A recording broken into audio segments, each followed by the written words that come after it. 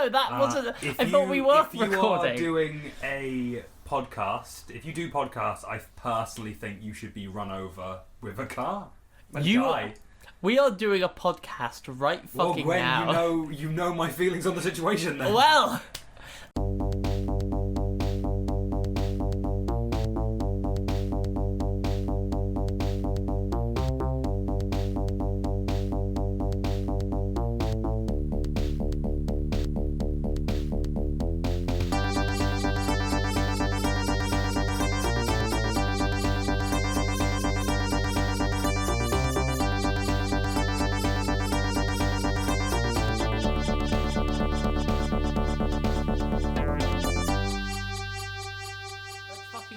So, there's no sync. Hello, people, the thousands who watch. The tens of thousands. The thousands who watch sounds like a Magnus Archives thing. Yeah, that's Eldritch horror. Yeah, it's very like the Watchers with 1,000 eyes. But this is different. We're recording this only because we are in the same location for once. Whoa! Holy shit! And never again. Only once. To be honest, probably. I mean, because obviously all the others we do with obviously Ben and Matthew, now deceased. Yeah. May they rest in peace. So we don't, but me and Gwen are in the same space for once. So we don't get distracted by the fly. I'm sorry. The problem is now that I can see you, I can see everything else that happens. So so you can't. It's real bad. You can now watch me as we flip to one of the other characters, and then I get distracted and go on Reddit for a bit. Yeah. But that doesn't matter because today only one character. Yeah. Don't kill the fly. I'm sorry. This is my room. You're not going to kill the flies. I'm sorry. I'm sorry. Gwen's not respecting my space. I'm sorry. I'm not. That's my fault. I'm sorry. Gwen doesn't believe in creating safe spaces for trans people. No, I don't. I think we should make threat spaces. Should make scary spaces. Yeah, scary spaces. That's why I'm creating a new website, Scarespace. We are going to get straight into this. Heck yeah. So it's been a while, but to catch you up, Gwen. Yeah, me. What happened in Masha's life last time is that she's kind of been through a bit of a roller coaster. A metaphorical and literal one.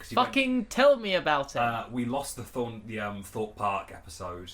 Oh. Where Masha went on a roller coaster. Yeah. Which is tragic. I think that was like some of your best work. Oh yeah, no, definitely. I really liked that speech with the speech you did. Oh yeah, God, that was great.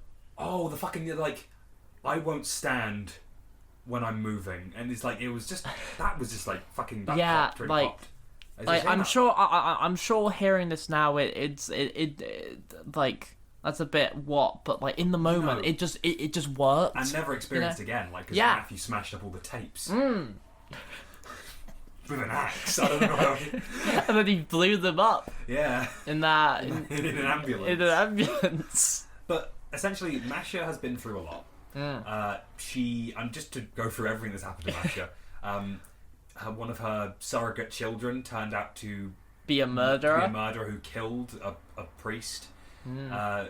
She had to confront sort of her own biases and the issues that she can't help out with in the vampire case, and then an assassin hired by another player, Matthew. Names will not be named, but names shall be named. Names shall be named. But you obviously got, and then Cliff erased Barb. Yeah. And Masha had to question her very religion. Yeah. Before accepting that it kind of had to change for anyone to be restored and for her to move forward. And it has.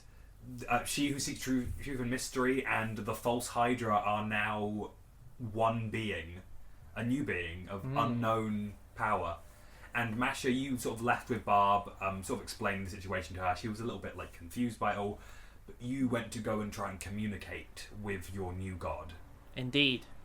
But something else has answered the call. Oh, fuck. Masha. Yes. You find yourself in a room filled with a dark ooze. You know this is a presence. You know it's living. You can see it sort of writhe and form shapes, never coming too close to you, but always just kind of hanging in the air around you. Okay.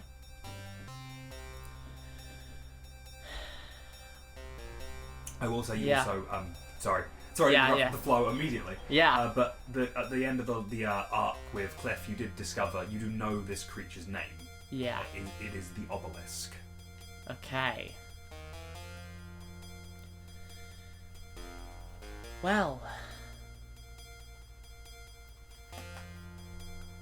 What do you want with me? 'Cause from my admittedly limited knowledge on beings such as yourself, you don't normally answer calls like this unless you want something. So what do you want from me? Something writhes forward towards you that sort of vaguely takes the shape of a hand before kind of pulling itself back. You downplay yourself. Of all people who live in HEX, I would say you're the most knowledgeable on matters involving beings like myself. Well, I've only really known 2. And I suppose, admittedly, they are quite limited in their scope. Specific goals, specific destinations. I prefer to focus on possibilities more than anything. You see a shape off in the distance kind of rise up. It's vaguely animal-like in some way, but again, just comprised of this ooze. Okay.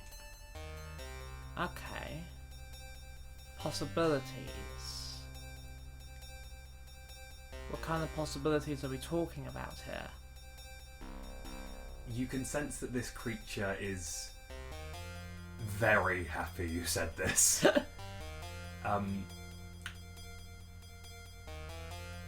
The future of HEX. I believe you're quite invested in that goal. Very. Whatever this sort of animalistic mass starts circling around a bit closer to you, you've changed, Masha. I think anyone would, given the circumstances. You see just this laugh ripples out across this like lake of ooze. I have my plans for securing HEX's safety. The branch you offer yourself and me is very intriguing. The Delawares. What are your thoughts? I fucking hate them.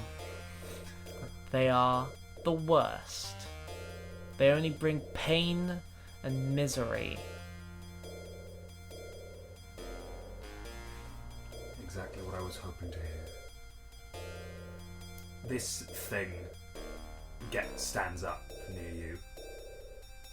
It is a very large shape. Arms, like, with no real, like, form.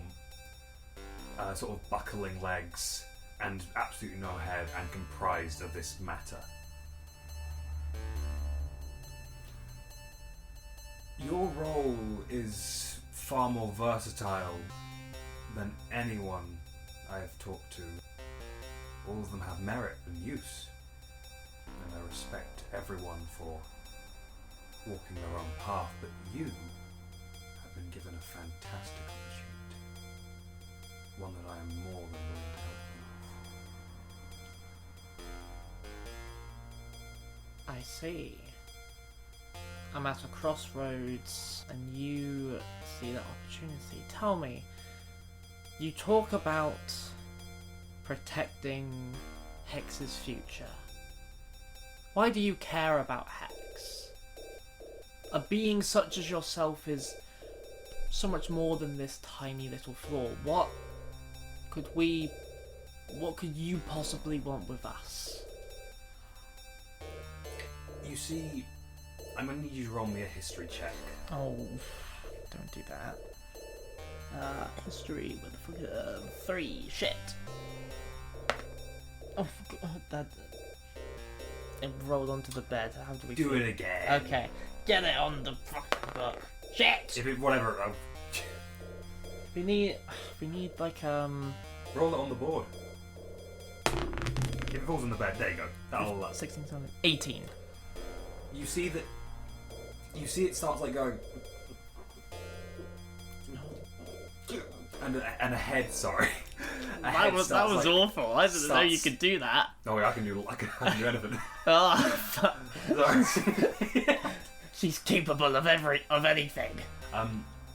A head sort of like it starts forming a head. Just a couple of them. Lots of them you recognise. Oh, just a couple. Just a couple. Just a couple. Lots of them sort of then some of them sprouting off each other like almost tumours. And you sort of recognise them as the older members of the community of HEX. Ones who have long since passed. Yeah. Hordo's in there. And then the head just sort of shrinks away. My nature is bound to this place. And my love for it is infinite. I'm invested in the people here. All of their lives. That is my only goal. I know you're the same. Okay. I think I'm putting this together. Your name is the obelisk. Your name would imply that your being is or is within some obelisk within HEX. And that's why you're bound to this place. So very clever. Close. Just very insightful. Yes. In some way, which I will choose not to disclose, I am bound physically to a structure of this place. I seek no freedom from it. I'm happy in my position. I am Hex's guardian. It's one true guardian. So you want to protect this place. Protect it from what? It's sort of it like you see its form kind of ripples again and starts walking around you. I have set many plans in place over the years, ever since the founding of this floor. But now we are at a crucial juncture. The Delawares seek this place. They seek it for their own reasons. I'm not saying I can stop them, but they need to be held off. They need to be kept back. Then, the Psi Division, anyone who seeks the power here must be kept at bay until all is ready. And I'm sorry if I deceive you by not revealing the extent of what I have planned, but I must keep it secret. I could not communicate with you before because of your nature. That has changed. Okay. So what do you propose to me? To stopping the Delawares and the Psi Division? Because I agree with you. I agree that they must be stopped. But whether I agree with whatever your plans are, I don't know. So, what is it? I will provide help and information as I can. As for my own plans, well... And at this point you see a very sort of ghostly image of Angus. And you hear it say... Angus? This image taps you on the shoulder. Shit. Calm Angus! Calm yourself. What was that? Why was Angus there? The House of Isaac. I am linked in a certain way. I would like not to discuss my relationship with it, but the priest, you, and the interloper, you all have a part to play in my plan. But you have nothing to fear. As for you, and what you want, I want you to picture something for me. When you see the Delawares, and their factories, and their machines of death, how would you like to see them?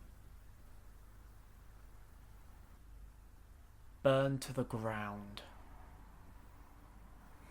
Then that is all I ask.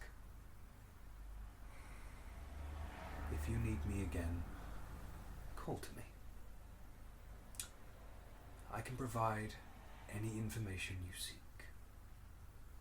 I am everywhere. Before I go, I don't know what your plans are. To be honest, I don't trust them. But I think I'm starting to get annoyed at beings such as yourself trapping me in their plans. When you say this, you see this being considers, and then this version of Angus comes back and shoves you, and you're out of the trance. Oh, fuck, shit, oh, shit, oh, fuck you. Oh, I'm back in my room, yeah. You see that Monty and Barb are just around you. You are covered in sweat. Masha, are you okay? What's wrong? Masha, just calm down. Calm down. Okay. It's okay. Okay. It's okay.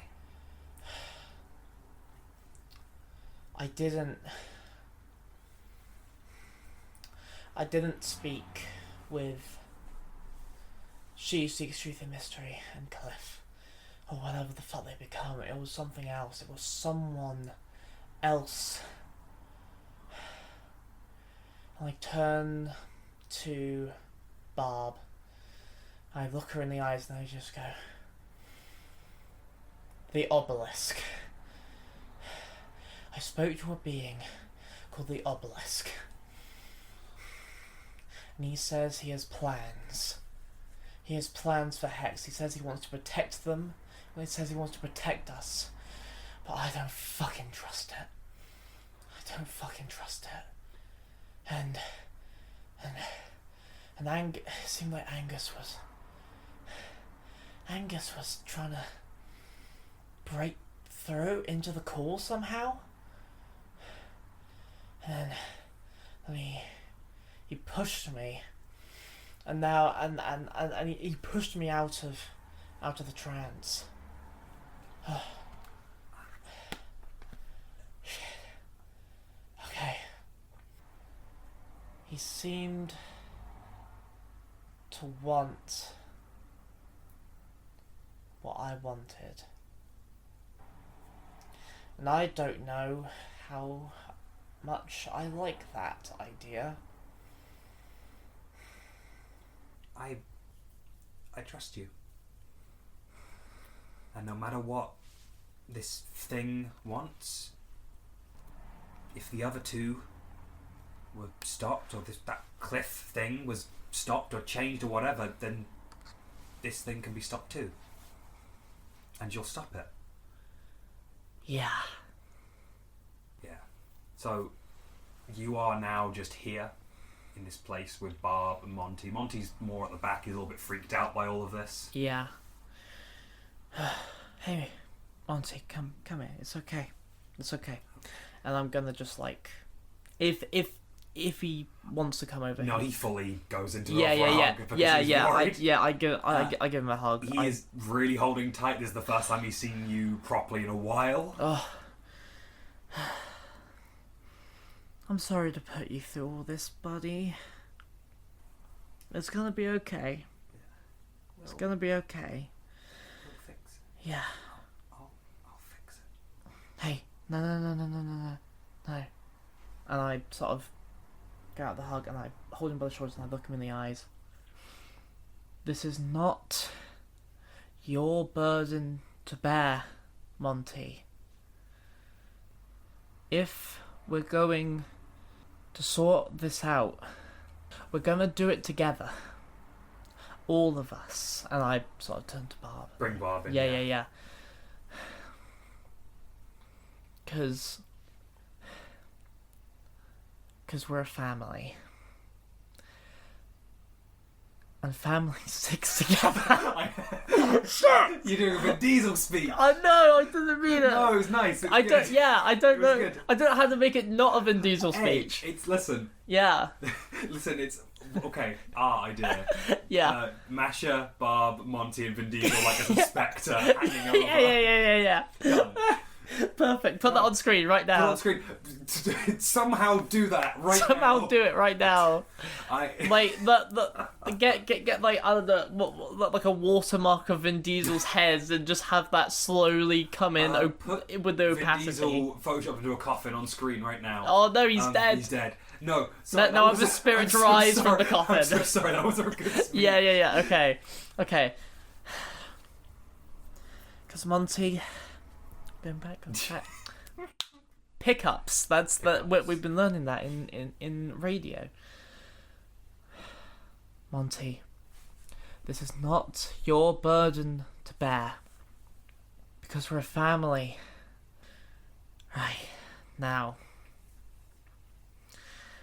I think it's time that I go talk to She Who Seeks Truth and Mystery and Cliff. Let's find out what they are now. You're gonna be okay? Yeah. I'm gonna be okay. And I sort of... Get back into your trunk, like, ready Yeah, to... I sit down, cross-legged, I do some drugs or whatever. Probably not, in sense. The child is here. The child. Monty! What's here? I'm on You so want much... some drugs? I'm on so much speed, Monty has no idea. Oh, I love that film. That's Masha in character on drugs. Speed. Yeah. Talking about speed. Yeah. But not the first one, the boat one. The boat one. The boat one's my best favourite one. Yeah. So, I love the boat one. You get back into your sort of trance state, you set everything up again. You already do feel quite an elevated connection to the higher plane because you've just experienced all of that with the obelisk. And Monty and Barb just sort of, like, they do X out of the space just to be like, just so you are alone. And they both just give you a little nod. And you go into your trance. The feeling this time is so much almost lighter than whatever you were doing with the obelisk. Than the ooze. The air was like harsh and thick, and the environment was just nothing. But when you do this now, you come to a place that feels so light that there's barely anything there. It's not just pure white. It's nothing like a heavenly glow, but it's as if something is being constructed. These are all like loose ideas. Right. It's like the scaffolding of a plane. Yeah. Yeah. Okay. And you sort of see almost like a staircase, but it's like the rough sketches of one. Right. Okay. I think Masha takes time to just like look around. I'm sort of imagining she's sort of like it's like floating on clouds. Yeah. Sort of. Yeah. So she's just in this sort of like void space. Hello? Hello? Hello? As you say hello, everything almost gets like kind of like wiped away, except for the ground beneath your feet, and you just see like a cylinder of just let's see if I'll use this word right. Parallecting, something like that. Parallecting? I don't think I know that word. No, I don't think I'm using it correctly. Oh. You see a cylinder of just like an onslaught of fractals. Right, yeah. Just coming at you. Oh. I'm going to ask you to roll me a wisdom saving throw. Okie dokie, fuck. Because this image... It's less because this is something that's trying to hurt you and more just because it's fucking weird. Yeah. If a fractal came flying at you, it would freak the fuck out of you. I sure would. I can't look in kaleidoscopes. They freak me out. 19. 19. You... It's a nice little dice tower. Yeah, dice slope. You manage to hold your own. You sort of do, like, seeing it does make you feel a little bit oof. Yeah. Because it's intense. Can I say that I see it coming and I just, like, put my hand out to say stop? It just kind of freezes. You can, still looking at it, you could almost be fooled that it was moving, but you've managed to adjust yourself to the point where you know it has listened to you. Put my hand away. This is not a visual medium. This is not a visual medium. Not a visual medium. Hello. You get no answer.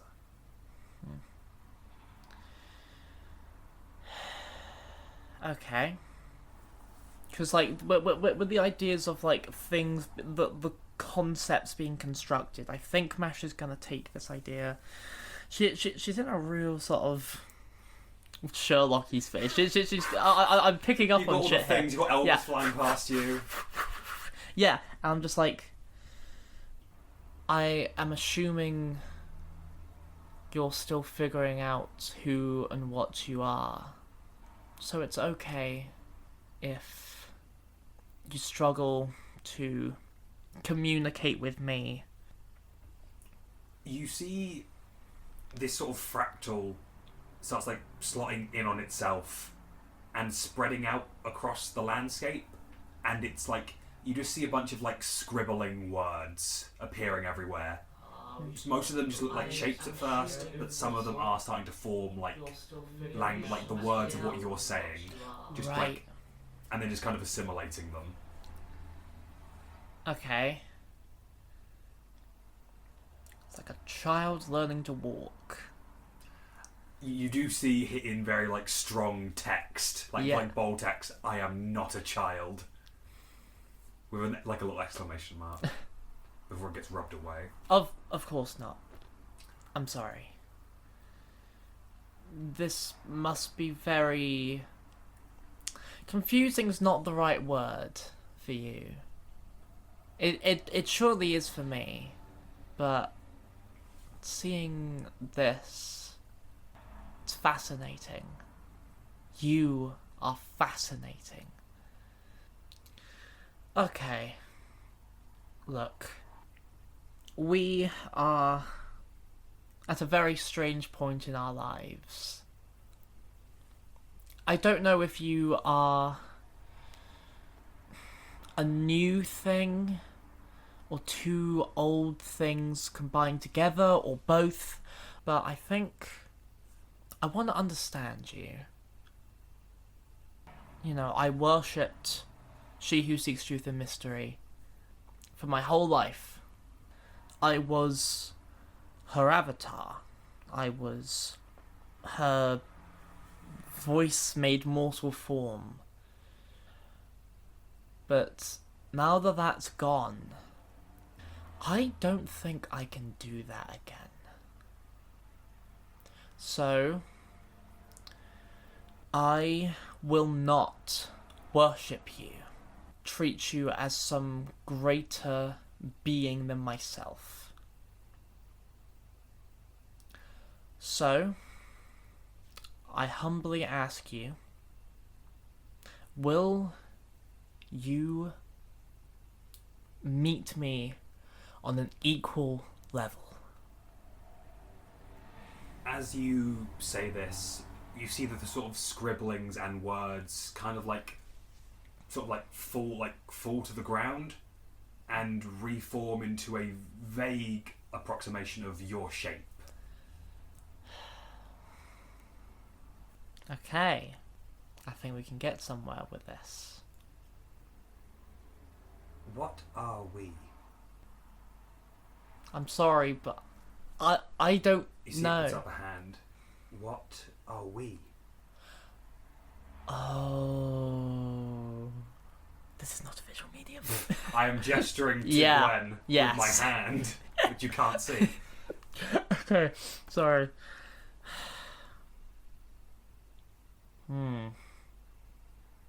That's a good question. Acquaintances? Allies? Friends? You see, this shape sort of thinks for a moment before you see like a circle is almost drawn around you. It's not affecting you in any way. It's just like being drawn around you over and over. Okay. Maybe we are two strangers at a crossroads, and we must decide what path we choose, whether that's together or separate. Either way, no hard feelings, eh? You see, it's sort of like it kind of you do see off in the corner it draws a little smiley face. Ah! Oh, I love them. Will we be together, but not as before? Maybe. I want to find out. Before She Who Seeks Truth and Mystery and Cliff merged, She Who Seeks Truth and Mystery was my authority, and what she wanted, what she needed from me, it ruled my life. And now I'm at a point where I don't think I can worship anything in the same way that I did. I don't think I want to. But at the same time, I don't want to be anyone else's authority. You're asking me a lot of questions about our relationship, about maybe who or what you are, but I don't think I can solely be the person to answer that. What are your thoughts? Who are you? What are you? At least as far as you know. You see a lot of these drawings start to get very detailed, and a lot of them almost become like three-dimensional in a way. You see it almost constructs the entirety of HEX, and kind of like shapes it around before that like just kind of gets crumpled away. You see it construct all of Homeland, every person, people you've never met before, but you know in your heart are real, and then that will just get crumpled away, and then it just starts drawing just like a black expanse, but that gets crumpled away too. Before, when I was truth, I knew that I was everyone, because you are all real. You are inherently truthful beings. When I was deceit, that was wrong. You are all liars. Not negative, not positive. You just lie. Those ideas are against each other. And I do not know if I prefer one or the other or either. Perhaps I can be both. That would be interesting. That excites me. That's good to hear. You are... And I'm not saying that you are definitely this, but this is just my interpretation here. You are a being... You are a paradox. The things that formed you, maybe they can work in tandem, maybe they can't. It's very fascinating. And what has formed you all contradict each other.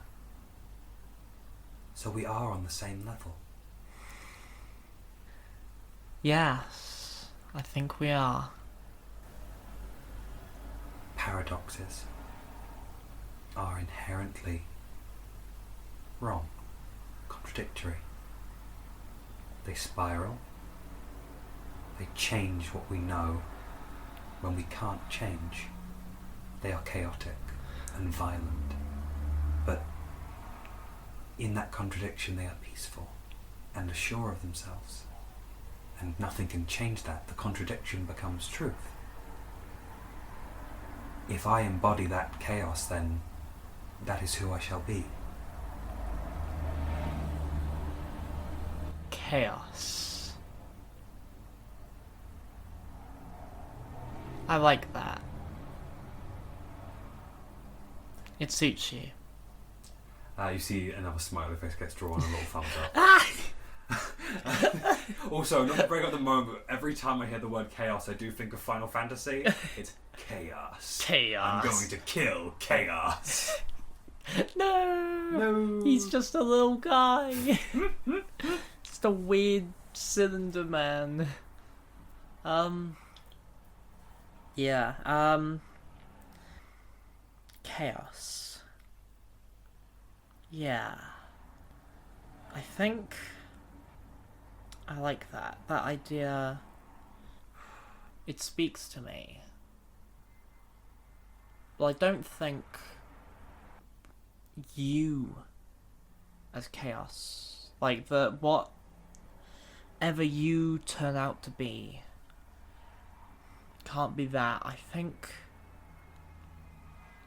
this idea of chaos, I need to embrace that in myself, and I need to find out what that means for me as well. We are all chaos.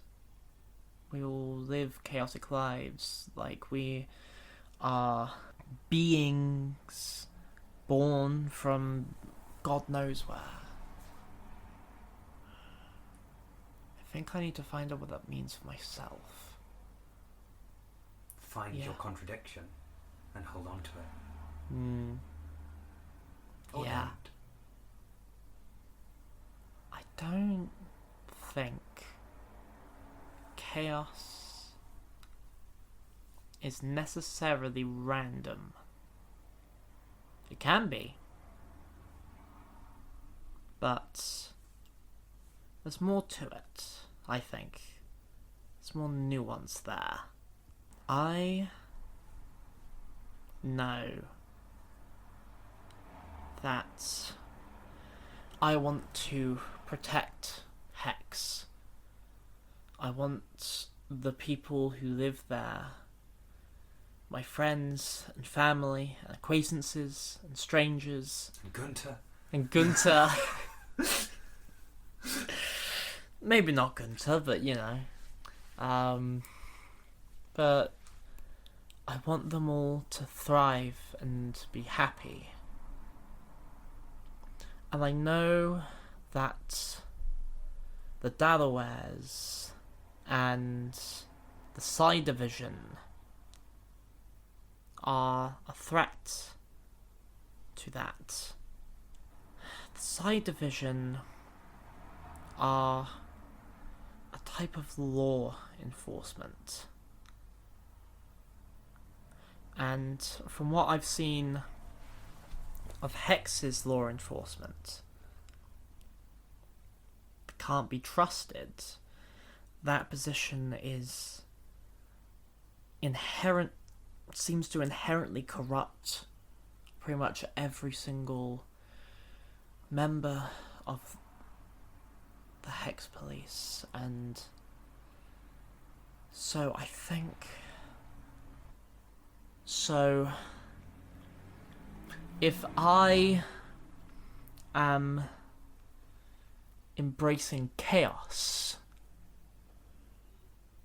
it makes sense that law is... it's not natural. It's a form of tyranny. Yeah. Sorry, I've gone on a completely different tangent there. But I think we're just playing around with ideas here. This is the place. You see that as you've been talking, chaos has almost constructed every member of the police department, past and present. Well, I say present, Barb. Yeah. And Ulos, maybe. Daryl. Daryl. Oh. Even Chaos hasn't seen Daryl. Yeah. only Ulos has seen Daryl. Wow. But like you see Filament, Gunter, the vampire who's working there, Barb. All of them in their worst possible state. Even Barb with her like stakes out. Yeah. And it even shows you members of the Psi Division, people you haven't met before. I think people like Barb, she genuinely wants to do the right thing. I think she's just a bit misguided. And I think I can definitely work with that. I've come to terms with the fact that Barb... I love her. And I'm willing to put in the work to put her need to do good into the right place. Chaos means so many things, but I think it is right and true and natural. I don't think... People are messy. They're complicated. And the society that we have built, at least in HEX, and the society that the Psi Division and the Delawares want to build is this rigid order. And I don't think that's right. I think we should live our lives chaotically and freely. I have this fire in me. I can feel it. This anger at the Delawares, the Psi Division, the police force. I don't know if the religious institutions are a part of that a little bit. I think being free from she who seeks truth and mystery, I am definitely a little bit bitter about that whole ordeal. I have spent my whole life as a pacifist. I would never hurt anyone. Or at least I've been trying to live by that. But I don't think that's true about me. Because I have hurt people. I've almost killed people. But I feel no regret or guilt in that. I almost killed Ulos. I almost killed Richard. But I did that because it was the right thing to do. Around you, you see image, like almost like scrawlings all over the wall of Ulos holding Jay in their arms. Richard Filament overrunning HEX with vampires, people being slaughtered, and they just sort of hang above you. I don't think pacifism is necessarily the way to a better world. I was trying to live as an exemplar for the kind of society I thought we needed to build. But I think sometimes, when someone wants to hurt people, when someone wants to subjugate and destroy, you need to fight back. You need to show them that you will not go down quietly. I have a feeling I am going to have to do what at least I thought will be reprehensible things. Ugly things. I said to the obelisk that I wanted to burn the Delawares to the ground. And I still believe that. And that scares me. I'm scared of what this freedom has allowed me to do. But I think it's what I have to. So I have to do this so that... No, I want to do this. Because if I don't, everything I love, everyone I love,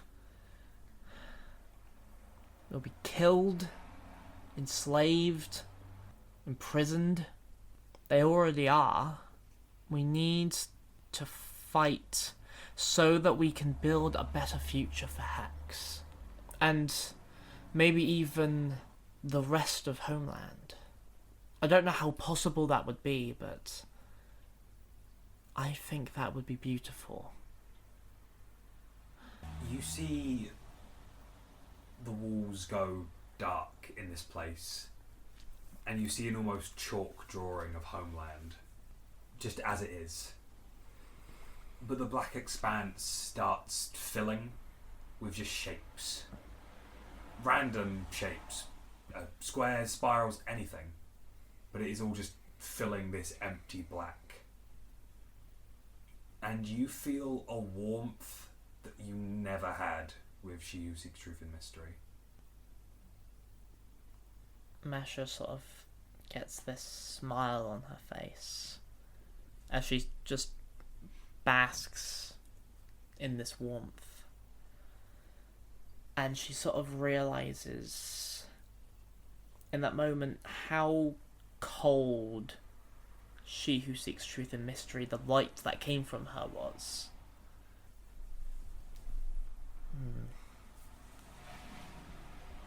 Yeah. That would be lovely. Chaos. I don't know what you're going to discover about yourself. And I'm very glad that we're having this conversation, because I think it's made a lot of things clear to me about where I need to go, about what path in the crossroads I need to go down. And I hope that you figure that out. I think maybe we're at a crossroads where we don't need to walk the paths that have already been paved, you know? I have a feeling that you are going to be wandering outside of those paths quite a lot, I think. I want to ask you more about yourself. Because from this conversation we've been having, from where I think we stand, I want to be friends with you. You are an amazing being, and I want to watch you discover who you are, even if that's different from where I think I'm going. The chaos within me does not need to be the chaos in you, if that makes sense. It's chaos. You see the drawings fall away for a moment, and you return to this sort of light room. Masha, you are my friend. And I have to continue my learning. If you do want to talk, not as a patron or as a follower, but as my friend, I will always be there. Walk your path. If you divert from it, do not fear. We must hold on to our contradictions. And you see the sort of fractals pop up again and start pushing themselves backwards, just out further and further. See you around, chaos. You see there's one final drawing of someone with a little cowboy hat going Yeah. and just riding off into the sunset, and you are out of your trance. It's very different from the trance you had with the obelisk. You feel at ease. Yeah. I'm assuming Monty and Barb are still out of the room. Yeah, still out of the room. Yeah. I think I'm just going to take a little bit of time just to, like, check in on myself. Feel that burning passion that Masha has. Feel it. Accept it. Get up. And I think... because I have an altar to She Who Seeks Truth and Mystery, right? I'm trying to think, like, what is on that altar? So definitely some candles, some incense, but I'm wondering if there's, like... a little statue? Yeah, I think a little statue. Like a little, almost like a Mary-esque statue. Yeah, exactly. You're going to have to goth it up. Yeah. I think I'm gonna take it. I'm gonna take that statue. And I think what I'm gonna do is I'm gonna take it, I see it, and I'm going to throw it down on the floor and let it shatter. It shatters all over the floor. And I look at the pieces, and I look at maybe there's some kind of pattern or something that it makes or whatever. And then I walk out of the room. No, open the door, walk out the room. I find Barb and Monty. And I look so happy. I think Masha looks and feels happier and more content and just in her own body than she has ever felt in her life. You definitely feel, obviously Masha's got some scars from here to there. They're still there, but you can feel them less. You see Barb sees you and just starts just smiling and kind of softly laughing. Yeah. And Monty is sort of a bit more confused, but is also just kind of happy. I sort of go to where are we? Where are they? They are literally just outside your door. Do you want to stand up for a minute? Yeah, I'm just gonna put this foot over here. So you are in like one of the hallways, like where all like the kind of the other residences are, but like you're in the nice marble halls. You still see a lot of nuns kind of walking about, looking a little bit panicked. Yeah.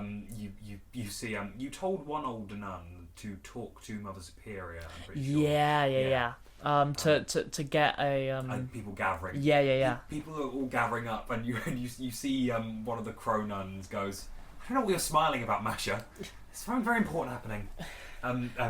I know. Barb just kind of goes up to you and just kind of, it's you.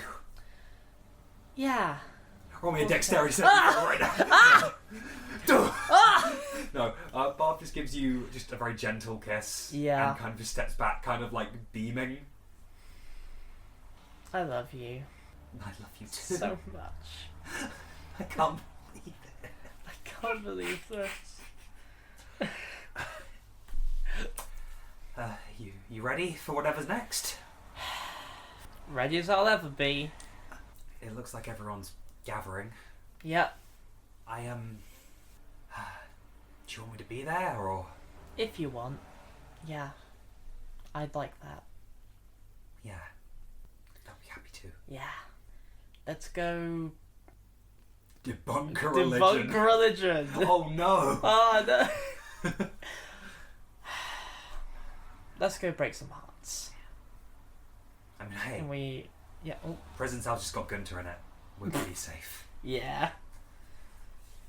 And we head off to the Boo fucking hall or whatever. Yeah, you go up to the where like the pew where the pews are. You see every single nun is gathered. Monty sort of keeps at a distance. He kind of keeps back from you guys. He's still looking quite happy, but like he's almost like waiting around for something. Every single nun is here, except Vanessa from the House of Isaac. Yeah. She's elsewhere. Ah.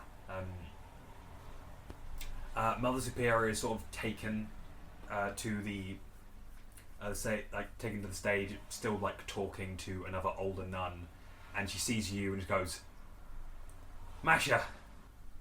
Yeah. I understand you have something to say. Yes, I do. She's also clearly like looking around. This is Mother Superior, Yes. right? Yeah. Mother Superior. Before I go up and say what I have to say, I just want to say that I'm sorry I have to do this. You will understand in a moment. But, yeah. But it's gonna be okay. She sort of gives you a stern look and steps down from the podium and just kind of goes to the very back of the church to sort of wait. Yeah.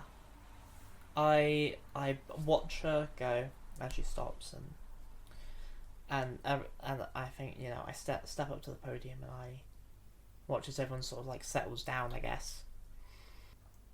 And I go, sisters, the news that I bring to you is difficult to explain. And I want you all to know, and before I say it, you can absolutely disregard what I tell you. You can continue as you are if that's what you want. I am not an authority. I am not going to be the voice for she who seeks truth in mystery any longer. You see immediately everyone starts kind of like talking, either confused or just is like concerned. People, please.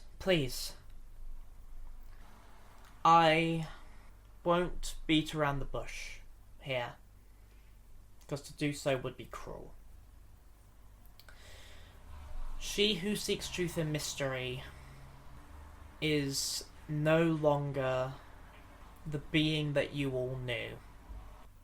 I have experienced terrible things, and in the last few days, a man came to HEX. His name was Cliff. He was a god of lies and deceit. Roll me perception, please. Oh, shit. That's the thing I'm good at. That's a 17. Still, yeah. Yeah. For context, Gwen rolled a 5. It's true! You see from like a lot of the older nuns sort of like seemingly know what you're talking about, and sort of and you see Mother Superior's eyes do widen slightly. And he was brought here to kill the Pope of the House of Isaac, Angus.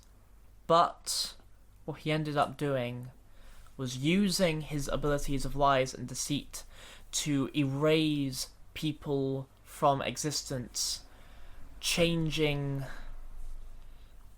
time itself.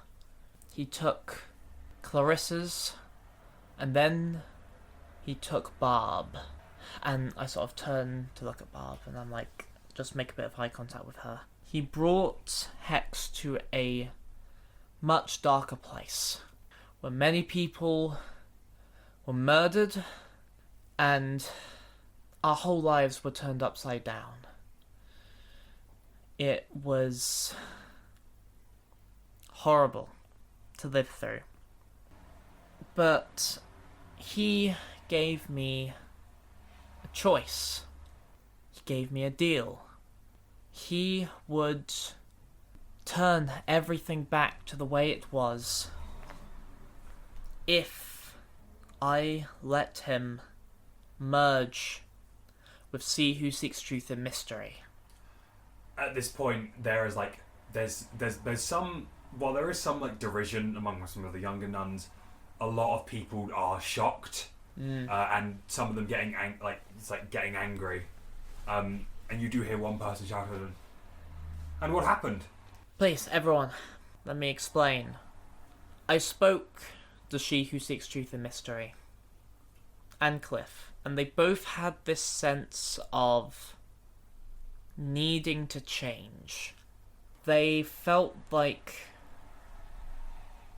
they were coming to the end of their rope, I think. They were coming towards stagnation. And that they both needed to do this to survive. She Who Seeks Truth in Mystery told me, because I was feeling as you are now, how could I do that to my God? The being that I worshipped for all my life, that I have been the avatar for all my life. And now I have to give that up? But She Who Seeks Truth in Mystery, she said that it was okay. It was not a good thing, but it was not a bad thing. It merely was. And so, knowing that my God felt okay with that, I felt okay with it. And I let them merge. I embraced Cliff, a god of lies and deceit, and he merged with a god of truth and discovery. At this point, I'm going to have to ask you to make a couple of rolls. Oh, shit. So I'm going to need you to make a charisma roll. Right. Just straight charisma? Just charisma and two... And... Oh, there it is. You found your dice. Yeah. And after this, a persuasion check with disadvantage. Persuasion check with disadvantage. Okay, so first off, charisma check. That's a nat 20, baby! Hell yeah. And then a... Persuasion with disadvantage. Persuasion.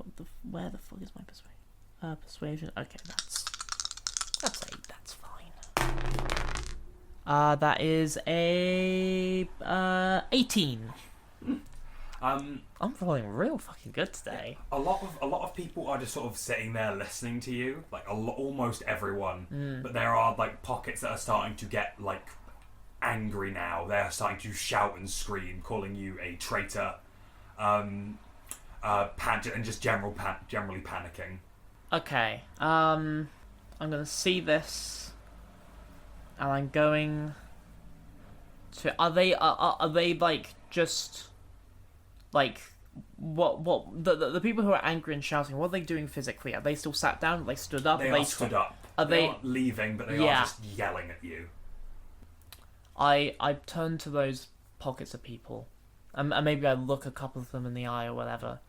And I go, maybe you're right. If you want to keep worshipping she who seeks truth and mystery, that's okay. You can do that. Your belief is what makes her real. It is us that make her real. And that's what she told me that. If you want to keep her alive, you worship her. Do it. I'm not gonna fucking stop you. You're all your own people. I'm just telling you this because I don't want you all believing in this God under false pretenses. I want you to all understand the truth so that you can all walk your own paths. So, it is okay that you think I'm a heretic and a traitor, and that I've gone against my God. That's okay. And for the rest of you, I need you all to know that I cannot tell you what to do with your lives now. I don't know what this means for us, but I want us to stick together and figure this out together as a community, because that's what we are. Doesn't matter what gods we worship, what we believe. We are a community, and we value each other's differences. And I really should have written this down before I came up here, but yeah, that's what's happened. That's me. I can tell you what my thoughts on the situation are, but I don't know how helpful that would be. I don't want to swap one god for another here, so I'm not going to do that. And I think Masha at this point is going to... Hang on, let me just get up an image of Masha real quick. What the fuck she's wearing. I'm definitely going to have to turn off this recording later on because it's very quiet. I hope it's... Hello! Okay, it's picking us all up. Yeah. Because my biggest fear is that if it doesn't pick any of this up, it definitely is. Yeah. Yeah, and I think Masha is going to take... So this... Okay, this might be cut out, I don't know. But, so this is what Masha looks like currently. Mm-hmm. How much of this do you think is stuff that the other nuns are wearing, and how much of this is specific to her being the avatar? I think they will definitely have some kind of like the sort of shawl. Yeah. I forget what it's called. Yeah, it's a shawl. And what's being held in the other hand? That's a sensor burner. But Masha doesn't have the sensor burner on the knife at the moment. Yeah. I think they would be very similar robes. I think yours would be slightly different colours. Yeah, maybe. But like not as less decorative, a bit more plain. The actual... Yeah. I think what Masha's gonna do is she's going to take off her shawl. She's just gonna let it drop to the floor. I think she's maybe gonna take her head, I guess it's like a headdress or something like that. Take that off, and she's just going to be in just her plain white sort of Greek style dress thing. I don't want to replace one god for another. I will not tell you what to believe. I come to you as an equal. I am no longer an avatar. I am no longer the voice of some god. I'm just a person. Flawed and messy and a little stupid. And I want to see what we as a community build together. As you say this, the room is silent. Everyone who's protesting you before has stopped. You don't know why. You don't know if they are agreeing with you, if they don't. And everyone is just silent, looking around at each other and looking back at you. You see Mother Superior makes direct eye contact with you and is just staring at you before turning around and walking out of the church. This area of the church. Yeah. And you see, as she does this, everyone else starts to silently get up and leave. Yeah. You see some people glare at you, other people sort of ignore you in the room. A lot of people are sort of just in their own minds about stuff and leaving. Yeah. And eventually they all filter out until it's just you, Barb, and Monty. You see left on a lot of the pews by certain nuns, some large groups, some smallers, are their shawls and headdresses. Masha, Yeah. you are alone.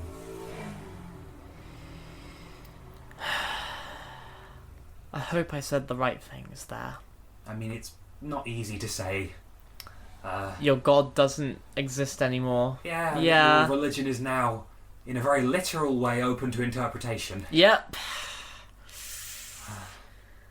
Well, we are at a strange place. And I hope... Yeah. It had to be said. It did. Yeah. Whatever people choose now, it's up to them. Masha sort of looks at Barb, looks at Monty, looks down at herself, at what she's wearing, and then she goes over and she picks up the shawl and the headdress. She turns to Barb and she goes, I don't think these clothes fit me anymore. I'm not a nun. I'm not a sister. At least in the religious sense, you know. I need to get some new clothes. Yeah. I think I want to go clothes shopping. I'll come with. Let's go clothes shopping. Yeah. Yeah. Yeah. Yeah. Yeah. You know what? Today has been a heavy, religious day. I've never been in a church this long before. Oh, I'm sorry. No, but Yeah. let's go shopping. Let's go shopping. Are you exiting out of the church to Yeah. go and get some new clothes? Yeah, I think me and Barb, you know, we hold hands. I think Monty... I assume Monty's coming with. I think as you're leaving, Monty does go. He just sort of goes, I've got some bits to do here. I think I'm just going to stay for a little while. But I really liked your speech. Thanks, Monty. You take care of yourself, okay? I give him a little head pat. You give me, he's got a little cobalt head. You do Yeah. a little scaly head pat. Yeah. Ah! Bristles. They don't have bristles. They don't have bristles. Scales. Scales. And do you head out to go shopping? Yeah. You see Monty waves goodbye to you in the gap of the church door, just sort of waving off as you and Barb sort of hold hands and walk off to go and either find some clothes shop in HEX or on another floor maybe. It's up to you. The sky's the fucking limit. Is there a clothes shop in HEX? Does money is a thing? Money is a thing. How much money? That's what Masha goes like. By the way, I don't carry money. I don't believe in money. I'll cover you. Yeah.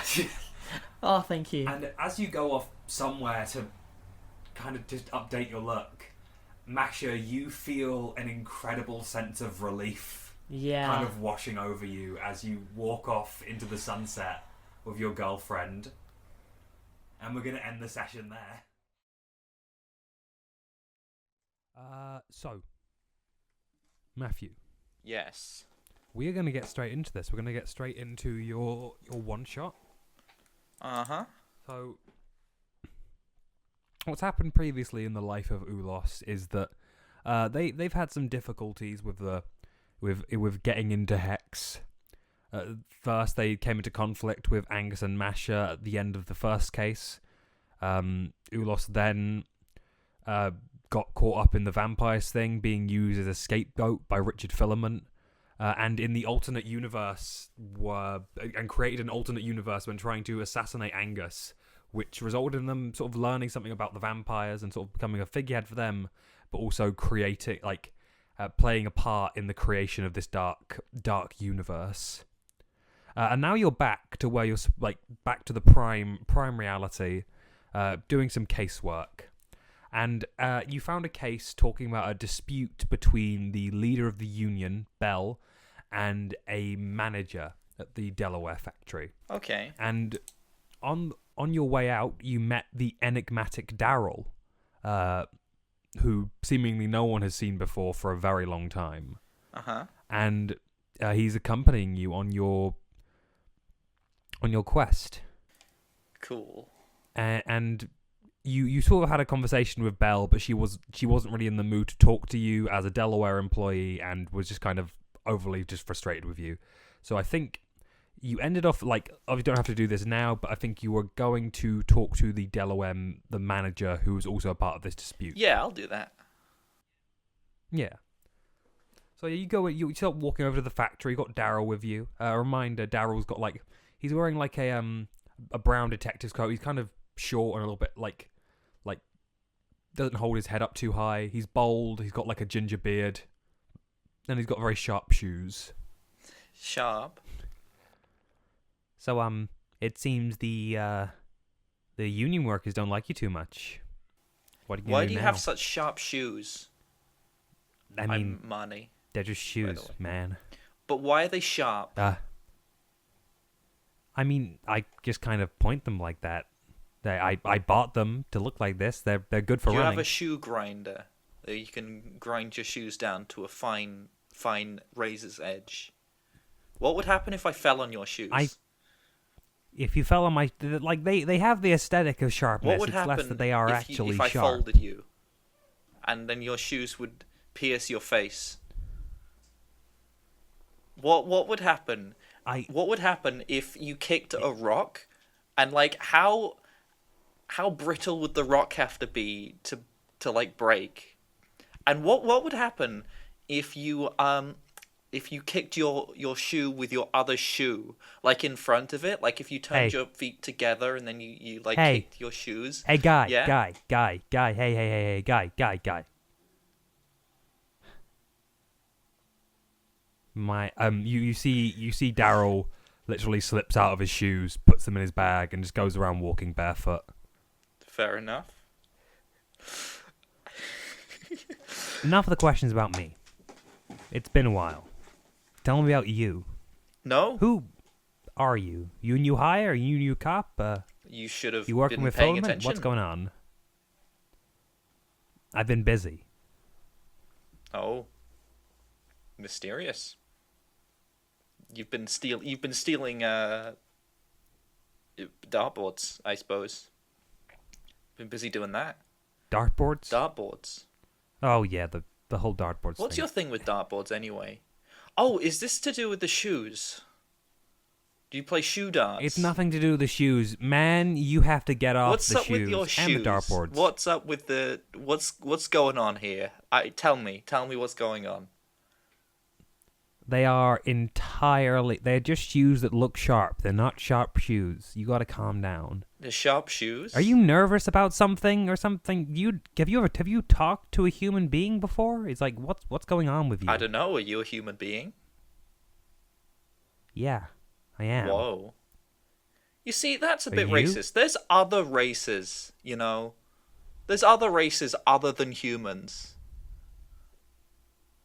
that you could be. You don't have to just be a human. That's not very creative. Daryl is no longer talking to you. You see, that's He's just looking straight ahead. You should have thought about it a bit more. You should have thought, oh, look, we're here. You arrive at the Delaware factory and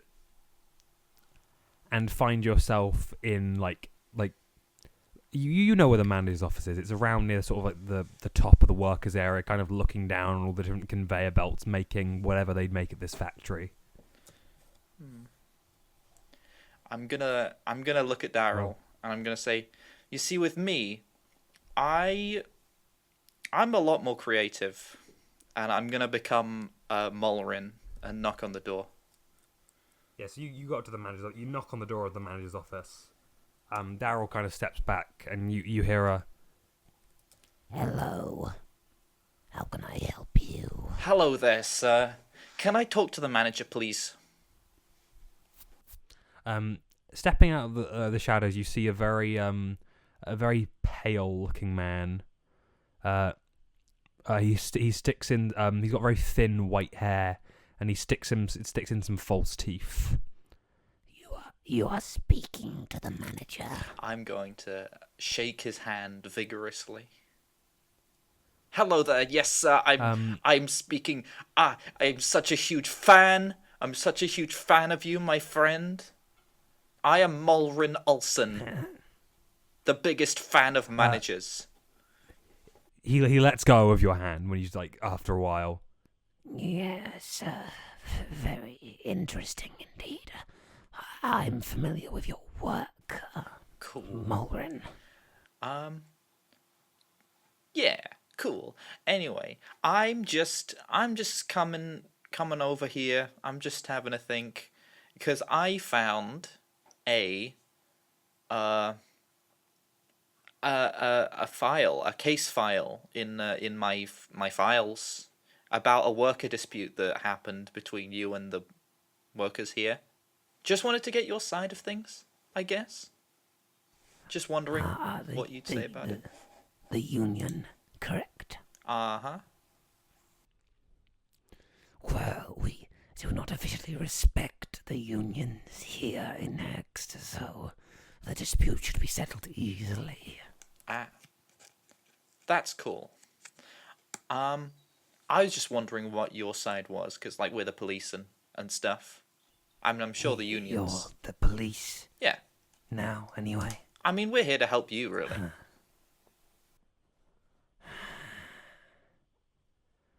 Well, there was an incident on the factory line. A worker passed out, supposedly from exhaustion, but Oh, no. How How inconsiderate. We can't confirm that. Yes, you understand. Yeah.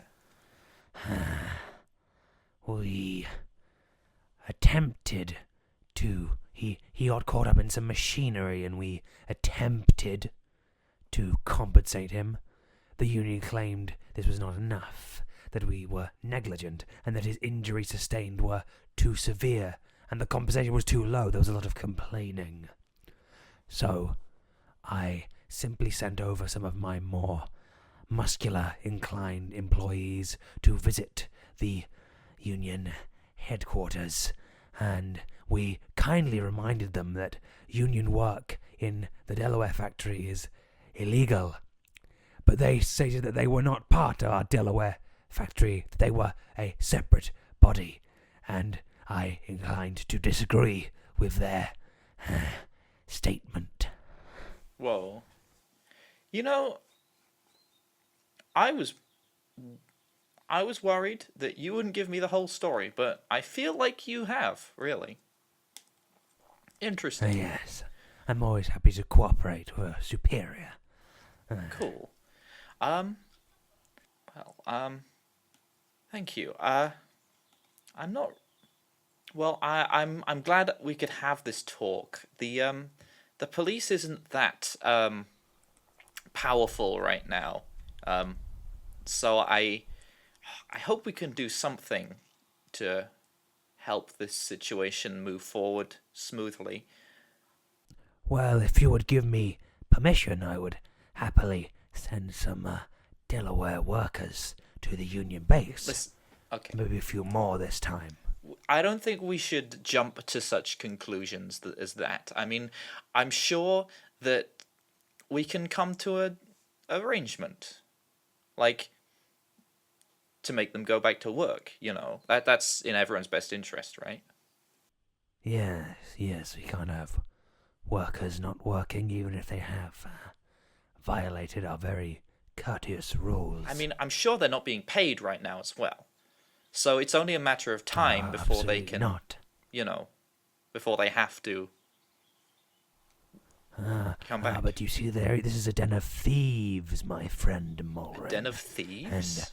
And they take their resources, they take from our lands, you see. Even from the factory they dare to steal from us. Thievery? Yes. That's not on.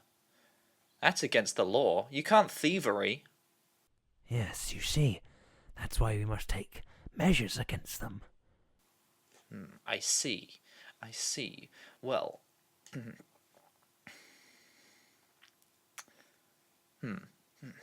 I'll tell you what. Maybe if I were to come in and check the machinery, see what's up with the whatever you were saying about it. The stolen machinery. Yes. Yeah, the machinery that got someone caught up in it, I mean. Oh, that machinery. Yes. That should be all good. Yes, you go and do that then. Okay. Come on, Daryl. Let's go. Fine. Yeah, cool. So, are you going around to check the machinery? Check it out? I also want to talk to Daryl. Yeah, so as you're walking down, he's there waiting to talk to you. Okay, Daryl, what do you think of this? The case? Yeah. Well, obviously the union here is probably in the right. They fought for someone who got injured. I don't. It's pretty cut and dry. I mean, okay. Unions aren't against the law. Like, we both know that. What's important is we discover exactly what has gone wrong. Like, we as the police, we don't really have much force, but if we can... I'm thinking, since the police still has some kind of amount of respect, if we can, like... whoever's in the wrong here, if we can, like, present them with a bill of their crimes, I'm sure that would go a bit of the way to resolving the situation, because then everyone would have a neutral arbiter, kind of.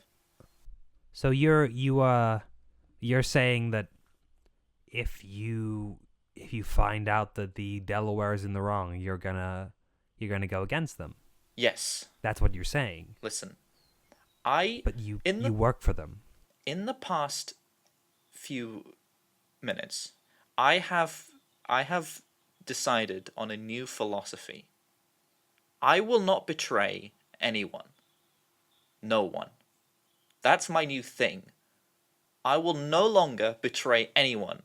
The Delawares or the people in HEX. I'm sure there will be no conflicts there. All I'm here for is to be the police. That's what I think. So you're saying that you're gonna represent everyone objectively and fairly, which includes the thefts. It's important that we don't forget those, because. So you're actually you actually do put some thinking into this with that whole shoe thing earlier. I thought you were a complete idiot, to be frank. I'm gonna become Yuki, and I'm gonna be like, no, I was just really confused about your shoes there. Like, I can't help it if you wear confusing shoes. Anyway, here we are. Listen, Ulos. Anyway, here we are. We're at the place now. Ulos. Yeah? I've been around. As much as your plan is seemingly full of holes, I respect it. I respect it a lot. What's important? Okay. I think the best thing would be to just get everyone in a room together. I mean, no one really seems that interested in it right now. I think if we provide both sides with like a list of what they've done, maybe we can get some leverage, I guess. Cool. So you make your way down to this machine while you're talking to Daryl, right? Yes. Roll me investigation. Can I instead use my passive investigation?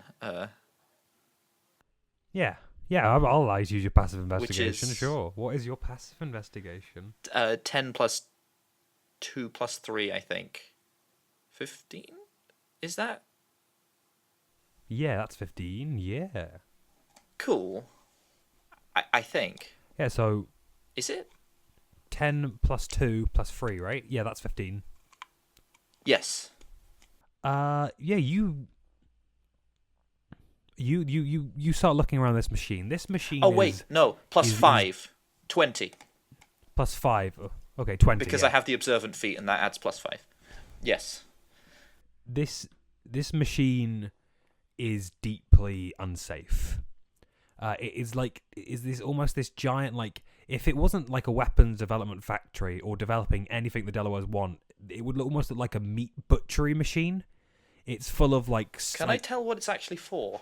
Well, looking into it, yeah, you can tell that it is for the. It's basically almost slices through almost any material. It is designed to break things down to their smallest point so they can be used for specific parts and machinery and maybe just leisure items. It's a multi-purpose machine, but it has come at the cost of, like, there is barely any room to properly operate it safely away from its, like, various saws and cutting instruments. And it moves so quickly, so one little snag and you'll just get dragged away by its conveyor belt into its, like, maw. Writing it down. Is there anyone around who looks like they're in charge? Maybe. There are the people operating the machine, and there is another manager around there, another like specific workstation manager. Can I talk to that guy? Yeah, so you go up to the workstation manager. Daryl hangs back a little bit. Hello there, sir. My name is Yuki. I'm from the police. Can I just... Oh, sorry. You were about to describe something. Maybe. No. I wasn't. Don't worry, you're fine. I'm from the police. I was just wondering, what's up with this here machine? And I'm gonna pat it gently so that I don't fall in. What's it for? Oh, this machine, Mr. Ulos, is designed for the creation of tiny parts, very specific parts for weapons. Sometimes it's bullets, sometimes it's belt buckles, which is really exciting that we get to work in such a multifaceted industry. Okay. Could you please demonstrate its usage, please? You want me to touch it? Yeah, like use it. Oh, well, and he leans down to your, like, level.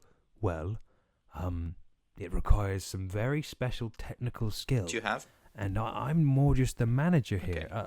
I more just look at the people who know how to run. But maybe you could just give it a go. No, I don't think it works like that. Do you know whether there's like I a think I'm manual or gonna something? just sort of... I'm sure there's some kind of like Oh, instructions on it. Can I look around it for instructions? With that investigation that you rolled, there are no clear instructions of how to operate this device. Can I try and like guess if there's like an on switch? Is there somewhere around? Yeah, I think with that investigation, looking around, you can see quite a large. It's connected to a very large wall of like mechanisms and circuitry, all kind of like gaggled together in this big long stream of wires connecting into it. Can I push one at random? Push one of the wires or one of the buttons there. There's a couple green buttons, 2 red buttons, and 1 blue button. Can I push the blue button? the blue button seemingly makes the machine go like incredibly fast. Or like everyone who's near it steps back immediately as it starts like grinding into itself. Would you like to use it now? I don't think I really feel comfortable using it. Would you like to try and turn it off? That would be quite nice if you could perhaps turn it off, maybe. No, I don't know how to use it. But you turned it on. I don't know how I did that. Maybe press the button you just pressed, because I don't really feel comfortable coming this close to the machine. Well, maybe, well, it's your machine. You're more used to using it. Are you sure you don't want to be crushed, split in two by it? Maybe, I mean, since you work so closely to it. I merely give people the instructions. Wow, it's loud, to work isn't it? with it. Wait, hang on. It is quite loud and it's moving very fast. You say you give people instructions how to use it? I more just instruct them where to work. So you know where people work to use it. Have you seen people using it? Yes. Well, then you must know what they do to use it. So get in there, come on. No. And I'm going to push him towards the panel. You're going to push him towards the Yep. panel? The machine is flailing out of control. Are you trying to guarantee this guy's safety at all? Nope, I'm going to be Timson. You start pushing him. I'm going to have to use roll strength. Okay. I am trying to... Okay, can I actually try and, like, guarantee his safety by going slowly enough for him to say, okay, stop? Like, I'm trying to give him enough time to say, okay, I'll try, and use it. At that point, I'm going to need you to roll me intimidation. All right, that's fair. He does not want to touch this machine. 14. You push him towards it, and he goes, okay, you want me to touch it? I'll touch it. I'll do it. Cool. That's all I wanted. And I'm going to step back. He goes to go and turn off the machine. You see its arms flailing around. Like, it's seemingly losing control even this moment. Everyone else has cleared the area, apart from you and this guy. And he goes to go and, like, turn it off. And is... Uh-oh. Hold on 1 minute. Just gonna roll a dice. Oh, no. The wrong Oh, dice. no. I'm beginning to regret this. I was like, listen, this is fully on you what happens to this guy. Oh dear. No. You see one of the arms just goes, like, you don't see it in detail, but it swings very close to his face. And you just hear it, and he goes down on the ground. Okay, I'm going to... Hang on. Okay, there's nothing... Okay. You can try and, rule this. It's not like in the rules, I guess. But as a monk, maybe I could spend a key point to have a fast reaction. So you want like you want to spend a key point to try and Yeah. pull him out, or To, like, throw a dart at the button, at the blue button, to stop it. you probably wouldn't need to spend a does key point. You probably wouldn't need to spend a key point for that if you want to. Just like throw the dart. Can I do it anyway, like as role play? Just like... Oh, that's fine. That's absolutely okay. Yeah, so just Like, that's how fast I'm going. Roll me an attack with your dart, please. An attack with my dart. Yeah. Please be good. 8. No, 9. So you throw the dart incredibly quickly, and it hits close to where, like, it does embed in the wall. That's how fast it sort of goes, but it does not hit the button. The guy is just kind of lying there as still as he possibly can. You see there's like a small pool of blood underneath him. I'm gonna do it again. As his machine starts going insane. Roll me another one. Oh, that's a good one. 24. You see, as another arm is about to slice directly into this guy again, you throw a dart directly at the button you pressed, and it just like locks it in place. The machine starts powering down. You see, it's torn itself apart quite a bit, like its mechanism seemingly like almost ready to like fully explode, and it just comes to a stop. Oh my god! I'm gonna run over to him. Is there? Now it's stopped. Can I sort of extract it from him? Extract him from where he is. Yeah. Yeah. You can fully pick him up. You see he is just like clutching his face, blood sort of like dripping through like the cracks of his fingers. Okay, are you conscious? I'm gonna be Yuki for this.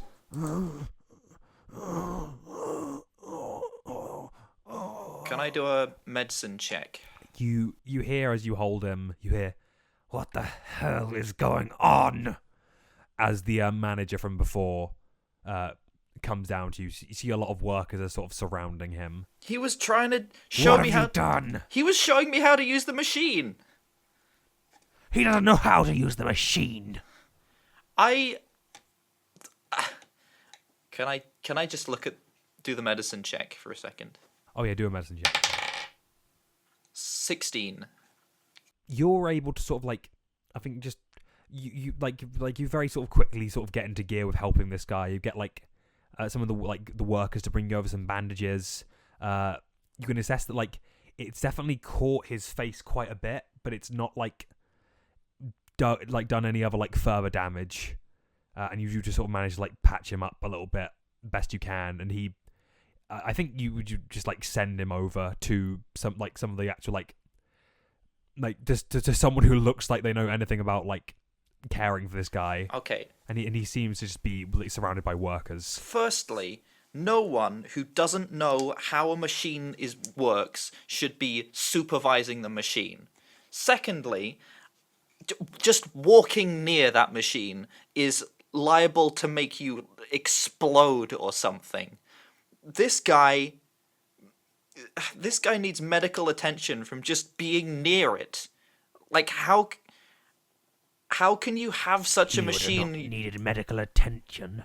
Huh? If you had not brought him within maiming distance. But people do need to be within maiming distance to operate the machine, right? Listen, I will be the first to admit that I am the one who caused this guy to be maimed. But I will also admit that the fact that he was maimed is a bad mark on the machine. So... This is standard Delaware design. It's not a good impression. You've worked with Mr. Delaware himself. I've not seen this How before. can you... Have I seen this before?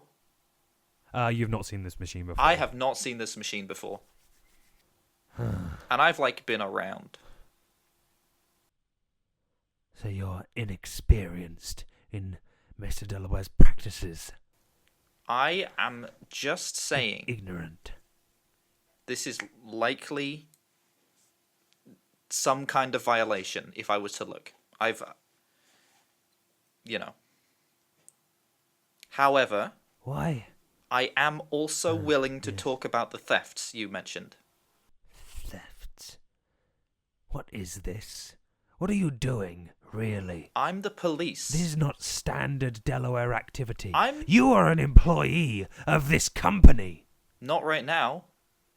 I am in advisory capacity to the police. I'm trying to work out what's going on. I'd just like... Maybe you could explain to me about the thefts. The thefts? They stole parts of machines. The machines such as the one you used here. They stole things right off the factory line. I see. When we were in the... Yeah? Do you have an inventory of the stuff they stole? Yes, but I hardly see how it matters.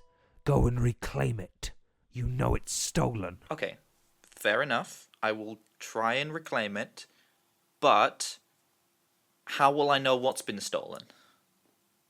I mean, they're not likely going to tell me, are they?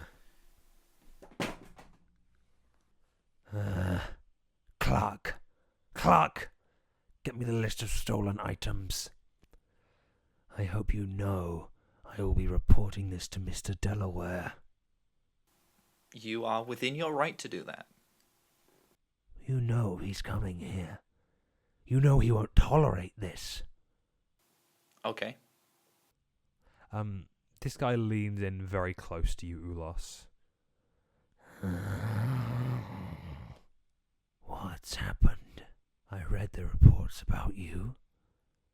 Aloof, slightly, but dependable in the field. What has changed? You know what's changed? I got a new perspective. I'm trying to help these workers come back. And I don't think that they'll come back if you just attack them again. Listen, what do you think I'm gonna do? Alright? I just, like... Do you see us two?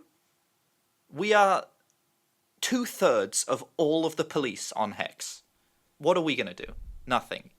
But what we can do is try and get the workers to see reason and, like, talk to you. Like, the second they start talking is the second that they are one step closer to coming back and doing work for you again and, like, not stealing anything. Think about it. You have tried, like, sending workers over. And, like, don't get me wrong. I've been that guy who went over to persuade people before. But maybe this time it requires a different approach. There's no harm in trying, is there? As my superior, I will respect your wishes for now. But know this. When this all comes crashing down, no one will save you, changeling. And this guy slinks off. Okay. I'm gonna shrug at Daryl and go, "Welp." Okay. So, getting that guy's face cut off was route 1. What's next? Do we have the list? Yeah, like one of the employees comes out and like hands you a list. Okay. Do you read the list? I would like to read the list. There's 1 Delaware brand thermo gauge, 2 Delaware brand bobbleheads, at least 3 machine guns, and 2 tiny cogs, just known as Ting and Tang. Okay, I only got 2 of those down. Do you have those written down? Yeah, I can get them up for you. Oh, yo. Did you get the first one? A thermo gauge, yes. I didn't get the middle 2. 2. Oh, so you got the 2 Delaware brand bobbleheads. 2 times. Yep. And what's the third one? 3 machine guns. That last one's not very good. And then 2 cogs called Ting and Tang. Called Ting and Tang, yeah. You got the Ting and Tang cogs, obviously. Yeah, classic. Yeah. I'm gonna think. They stole some cogs. I hope Angus isn't involved in that. He might be a bit mad at me.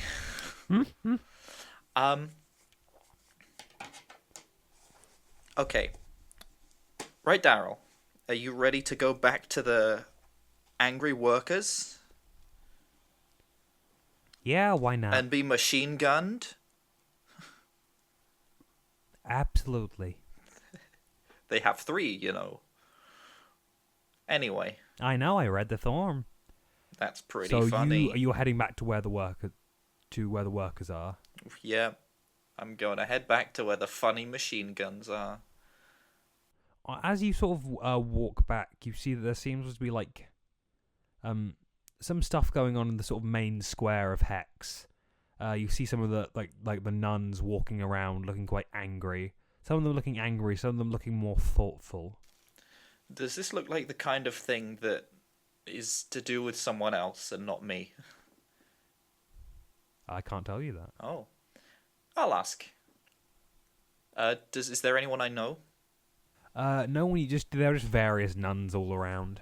Hello there, nun, lady. I'm gonna be Narcissa. Hi, hey there. What's going on? I was gonna ask what you were up to. Why are there so many nuns? God's gone. Marnie's going to visibly grin and then stop herself from grinning. Oh. You think it's funny? No. You love No. This is very serious. I can't believe that God is gone. Where? The nun walks away from you. Oh. It's just like, oh no. She was like, just gone. Gone? Gone. Where? Just gone. What are you? What's wrong with you? God's gone? Oh. I think okay. Right, okay, well, cool. Truth is, there's no more truth. Listen. I gotta go. I'm gonna put my hand on her shoulder. The truth is within you. And then I'm going to walk away. In the full knowledge that I created this. Wow, can't believe this. Leave this. I can't believe it either. So you're heading to the workers' areas, right? The union. Yes. Walking over to where they are before, you see that this area is a lot more like populated now. There are a lot more people. Like, there's a couple of them. Just it's like some people like here having a drink, like smoking, just kind of talking. Other people seem to be more heading into the main like union area, and a lot of people just sort of just start glaring at you as soon as you come in. I'm going to be Marnie for this. I'm going to start looking for Belle, the leader. Roll me an investigation. I guess I'll roll for this one. Investigation.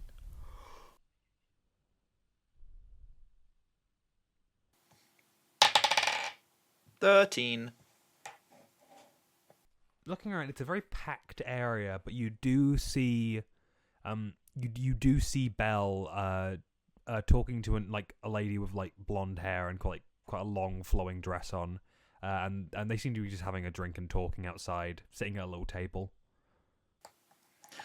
Hello, hi. I'm gonna wave. Oh god. I'm gonna excitedly Belle run. sort of looks over and then ignores you. I'm gonna excitedly run over, and then do a little jump. Hello, I'm full of energy today. I don't know why. Anyway, look at this. Belle does a drink and just sort of just ignores you and carries on talking to this lady. I'm going to slap the paper down on the desk. Do you know what this is? Some paper with some things on it. It says I'm it's kind of in the middle of something right now. Can you come back later, please? If you're gonna do this whole two-sidey bullshit with me. You know, I'm not really two-siding it. You stole machine guns, and that's illegal last time I checked. If you don't talk to me now, you're looking at some pretty heavy Heavy penalties, my friend.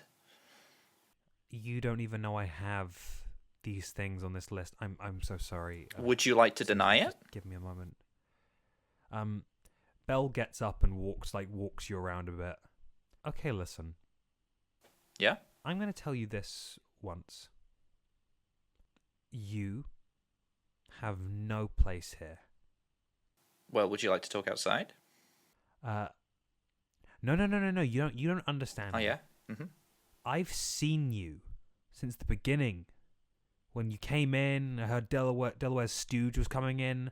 All the stuff that's happened, all the things I've heard, all the things that workers have told me about you. Okay, that's interesting. You are a danger.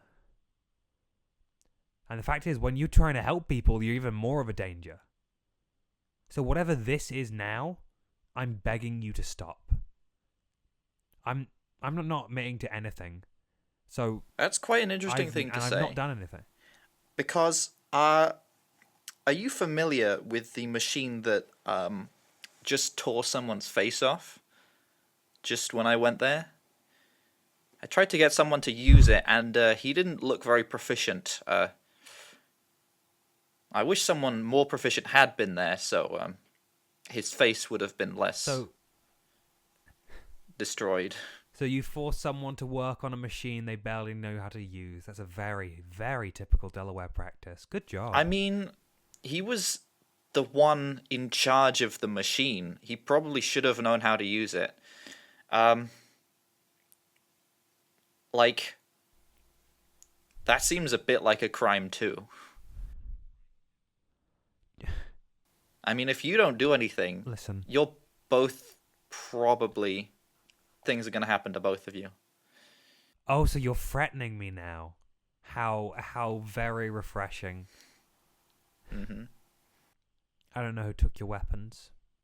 I don't know who took this stuff. So you don't Any have of it. Nope. Interesting. Well, who could have? Can I give you some advice? Yep. Go home. I don't want to. I want to help. I know I haven't been helping recently very well, but I think I can. I just want you to talk to them. That's all I'm here for. You can do whatever you want with your thermo gauge, but maybe before you do that, you could just talk to them. Like, what harm is there? Have you tried? Belle looks at you very, gives you a deep stare. You know what? You've ruined my date. You've ruined my evening. I might as well talk to these people just to show you. Just to show you what's happening. Yes. Okay? Thank you. I'll be honest. You want? I'm putting quite a lot on the line by even talking to you right now. Yeah, you're the one putting a lot on the line. Cool.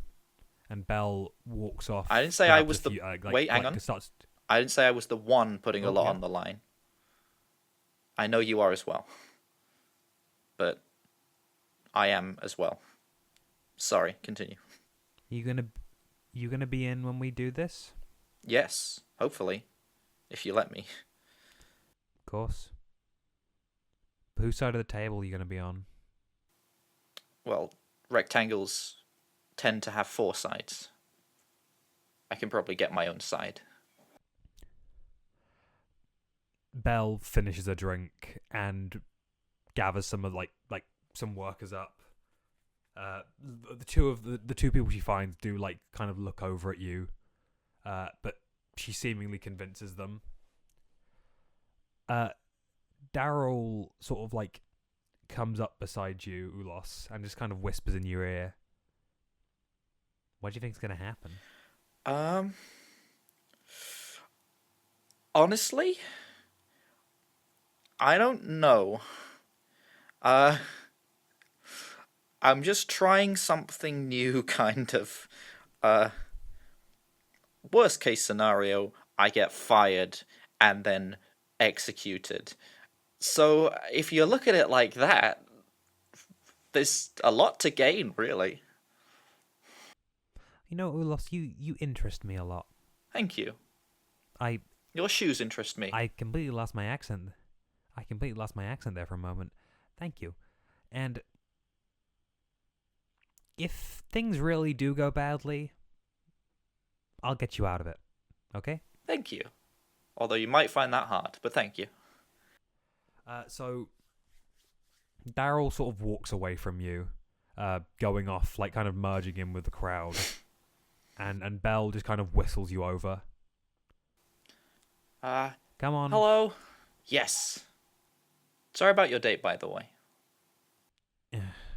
Don't worry. Just plan another one.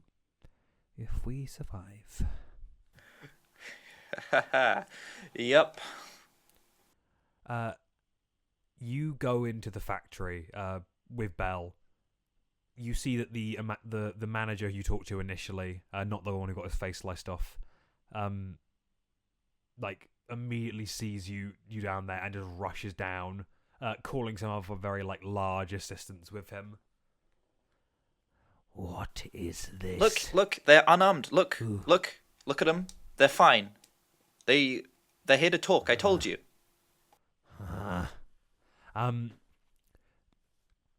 Security at arms.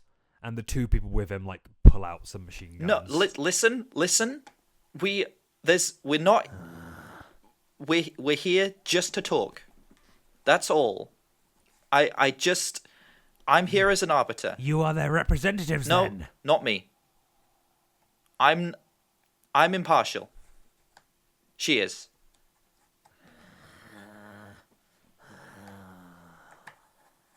Listen, is there a quiet room maybe that the three of us can just be in? Yes. The deliberation room. Oh, you have one of those? That's cool. I love a deliberation we rarely room. use it. It's nice to have on occasion. So Belle, this manager, and you, like the manager sort of like directs you to follow him, and walking past your room and further into the Delaware like base, you see a lot of very strange doors. There's one that just says like pottery area, just like development rooms, and just a room marked crane. What's in with an there? Don't go in there.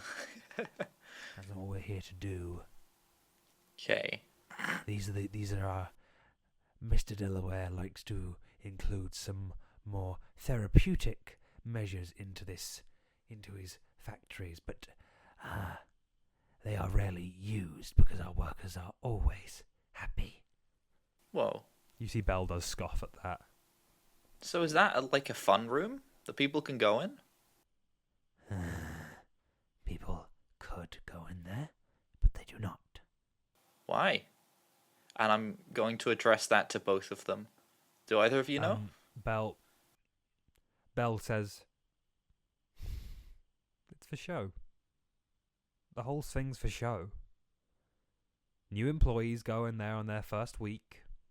Then, once it's over, that privilege is revoked.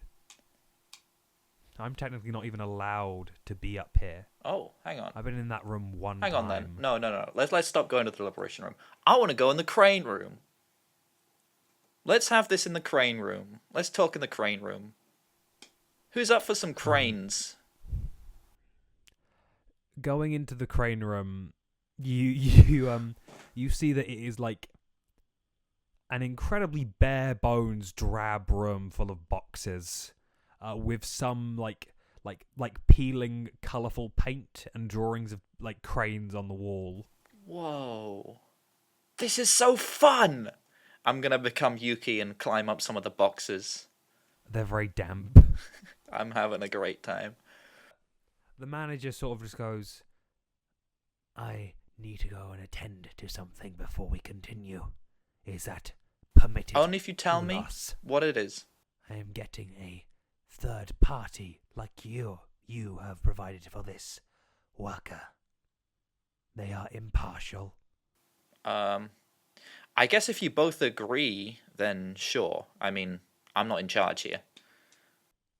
Bell goes, sure. Goes, Ah, yes. Excellent. and the door closes. Bell turns to you just to be like, are you already enjoying this room? Yeah, it's like what I had to play with when I was a kid. It was great. Just boxes. Oh my god, that's so sad. I used to fall all the time. This whole- It's funny. This whole area, this whole room is just the false promise of the Delawares. Most of this is recycled from whatever building it was that was here before. Listen, I believe you. Well, if you believe me, then how can you even stand here talking to this guy like he's your equal? Like you're ever going to come to any kind of understanding? Listen, I work for him. It's in my best interest too that you guys work something out. It's important that you go back to work, and it's important that you want to work, because then you'll work better. But I don't want to work. This place isn't designed to make people happy. Do you not get that? Well, maybe that's one of the things that should change. Make a list of demands. Already got one on hand me at all times. That's fair enough. This man comes back in, and you see a large spider bot comes in with him. Oh. I have returned. I made some calls and contacts, and from his very busy excursion to HEX, I have found someone to make a very special call. Uh-oh.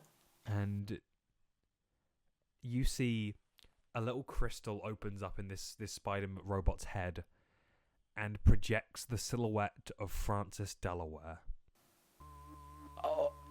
Oh. Sir. Hello, Ulos. Yes, there we are. I trust the signal as well. Can you see me? Hear me? Yes, fine. I wish I was talking with you under slightly more personable circumstances, but as I understand, you have brought a worker dispute to the forefront. Would you care to explain yourself, Ulos? Well, I used my discretion in my position in HEX, which I have obtained, my position of power that I have obtained, in order to arbitrate this decision as I think best. Ah, very intelligent answer. That's why I employed you, Ulos. Yes, and I'm sure Always think. I'm sure that after this you will see that everything will work out fine. Yes, of course. Yeah. If any other employee had brought something like this to my attention, I would be naturally quite skeptical. But Ulos, I trust you. Thank you, sir. I won't let you down. Could you perhaps be this form? Perhaps we could have you be more personable. What did you call that other shape? Timson. Oh, Could you of course. perhaps take on that form, please? I will be Timson. Excellent. So, would you care to explain to me the dispute in detail, so I may hear all perspectives on the matter?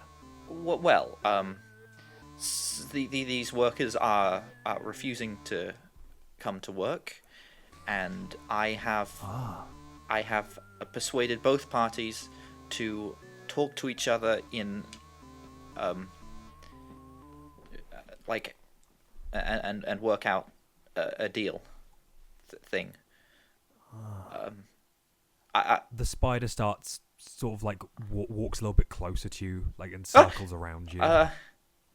Well, Do not be alarmed, Ulos. yes, yes. Spider, it's fine. You were saying about the refusal to work. Well, technically, part of the deal was that Bell would be allowed to agree if you were a impartial observer. I guarantee you, and you can trust in my word, Ulos, that in matters of business, I am always impartial. You know me, don't you? I know. You understand. I know you. I know that you're impartial, but Yes. the deal was that like both sides would have to agree that any arbitrator was impartial. So I was just asking Belle what she thought. You see Belle sort of looks around where she is and sort of looks back to you. I'll be more than happy to talk to Mr. Delaware, so long as my safety is guaranteed, Ulos. Yes, I'm sure that as far as I can guarantee it, your safety is very guaranteed. You are. As far as I can guarantee it, it's not the most reassuring. Yes, from a distance, yes. Good. Yes. Yes. Tim looks like absolutely terrified right now. I imagine. Yes, and I will of course guarantee your safety in these matters, legally and physically, of course. Now, Ulos, continue. How do you think we should proceed with the matter? Well, I'm sure that Bell has written a list of demands, and we can go through them one at a time, and, well, agree on which ones are reasonable and which ones are unreasonable, and hopefully at the end come to a reasonably equal understanding that would mean that the workers would be able to come back and earn money again, hopefully. Ulos, you've noticed at this point that Delaware has not blinked once. This entire time he's just sort of been like looking at you. That I that would intimidate anyone else, but I know that he does that a lot. He has a condition. Yeah, he's got no eyes. He's got no eye. There's glass eyes. No eyes, can't blink. Yeah. So Bell pulls out a little sheet of paper and just goes, "The conditions in the Delaware factory are inhumane. The long hours, treatment of workers, and dangerous machinery we have to work with on a daily basis almost guarantees at some point either injury or even death. The Delaware company seemingly does not care about these circumstances. They propose we either work for them or we suffer in the maintenance zone, effectively condemning us to death. If we are to continue working with the Delaware company, there needs to be large-scale change in how these machines are operated. We need proper training, proper protection. If workers do not feel comfortable in an environment or they're being intimidated by their managers or any superior at the Delaware Corporation, they need protecting. If you integrate the union with your company, we can provide that protection. We can make sure people are properly trained, that the machines are operating at a safe level, and that any other practices that the Delaware company has deemed acceptable in the past be removed, such as the persecution of worker cults and the constant surveillance.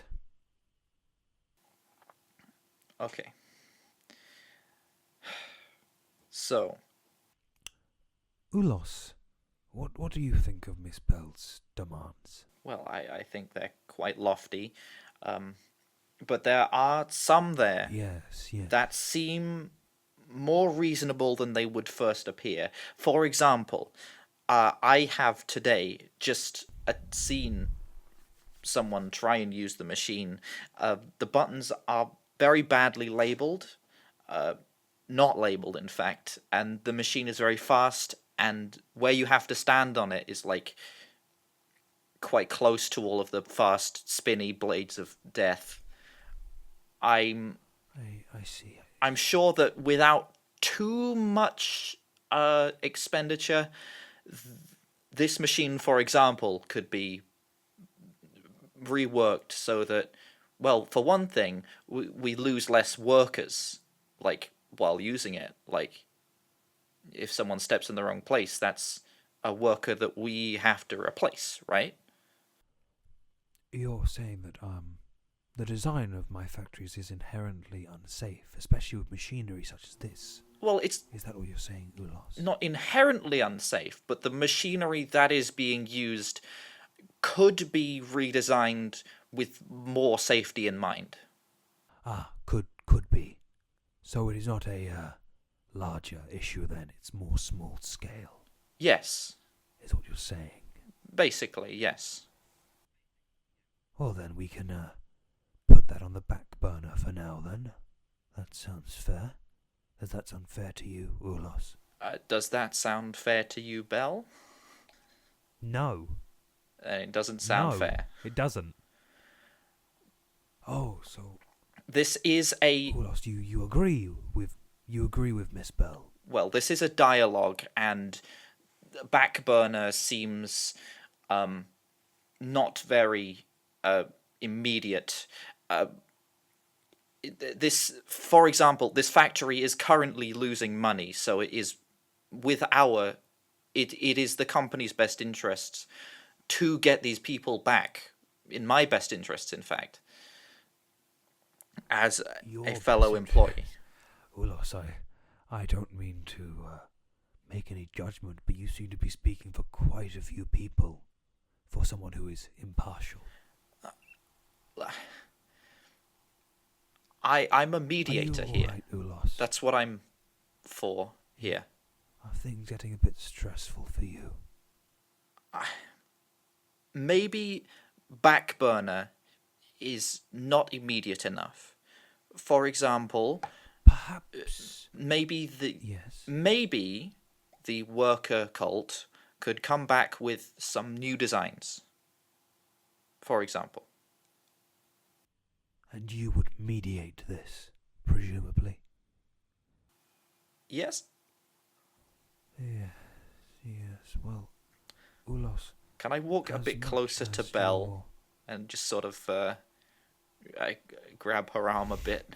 Hide behind her. Yeah. Well, Ulos,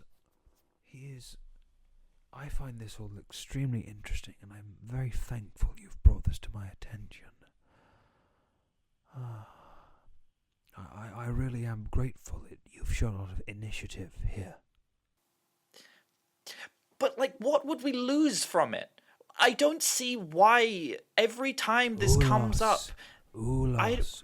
I don't see why every time this comes up that we just ignore it. Like, I've seen this happen so many times, and I've never questioned it before. Ulos, you're starting to sound, not as impartial as you stated before. I think this is getting too stressful for you, Ulos. Impartial would be sending in mercenaries. But there would be very little work that you would have to do. Right? Like... These factories are designed with people in mind, Ulos. If I Are they? divert from my vision and my family's vision, what would I allow to happen? If I had done that, you may have never been employed by me, saved by me. Doesn't that upset you, Ulos? I don't want anything to change, but this isn't about me. It's about the workers, and that they're not here. Yes. You should be talking to Belle. I clearly see this is... You should be talking to them. You've noticed also, I think also you have noticed that Delaware has barely looked at Belle this whole time. His eyes have been fixed on you. I can see that this is getting quite a bit too much for you, Ulos, and I am very interested in looking into these, as you yourself said, lofty goals of this workers' organization. Perhaps I should bring in some of my own people to further negotiations. I And don't let think you get back to your work. I think I know what you mean by that, and I don't. If you think I'm going to intimidate these people, that is the farthest from my mind. I simply want to bring in people who are more inclined in the nuances of worker dispute. I mean, I'm feeling I have pretty been in this business intimidated. for a long time, Ulos. Oh, Sir, you know, I have. If these workers were really being aggressive or whatever, it would be. I would be the first person to intimidate them and get them back to work. You know this. You've sent me. But what would be the harm everyone is in just infallible, Ulos. changing the designs of the machines? Could you just send this to one of your scientists? Get them to build it? Ulos. You are bright. You are intelligent. But this world is beyond you. I am concerned. The reports I've been hearing back about your work have been impressive in places, but scattered and odd. These same workers are the ones who turned on you, as far as I know, and now you fight for them. These same workers stole weapons from your factory, from my factory, from our family's place of work. Yes. And you are fighting for them. And that's another thing. You guys, and I'm gonna look at Bella and point at her. You guys did steal that stuff, and stuff. You have to give that back. That's part of the deal. You have to do that as well. You know. I've not admitted to stealing anything. Yeah, but you have to, because I know it. I know that you have to, even though you haven't admitted it. I know. Yes. I know it. You have to do that. Ulos, that's good. Yes. That's part of the thing. They have to admit you're right. And if they do that, then you can Yes. change the designs. Absolutely, I completely agree. Yeah. So if you change the designs, they'll give it back. Yes. Well, I think are we in agreement? Well, Belle looks around like, what was even agreed upon? if they change the designs, you have to give back the stuff. I have found a more roundabout solution, Ulos, building on your ideas. When this conversation began, I gave an order Oh. to some of the spider drones to go and reclaim those weapons in a secure and safe manner. No, that's not. I was trying. And once I have them back, we will work on the changing of those machines again, an intelligent maneuver, Ulos. Mr. Delaware, trust me, please. You've been here too long, Ulos. You've forgotten your training and what you need to do. That church still stands, Ulos, I'm. and you are squabbling with workers and managers. I'm very disappointed in you. I look like I'm about to cry. Go home. Sleep. Everything will be resolved. Miss Bell will be escorted unharmed from this facility. And please, do not waste me or your subordinates' time with matters that do not concern you. My dear Timson. Oh, okay. Go now. I'm just gonna hurry out. You see that the manager who you were talking to just like gives you a really nasty grin on the way out. Where are you going, Ulos? I'm just gonna stand outside. I maybe stand outside the building, go outside the whole building, and just stand there. You hear some footsteps coming up behind you. I'm gonna check what it is. It's Daryl. I'm just gonna put my head on his chest and go. I was so mean. Okay. He's not proud of me, Daryl.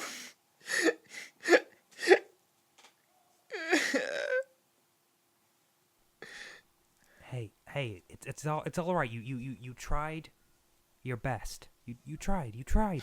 Hey, it's okay. But he wouldn't.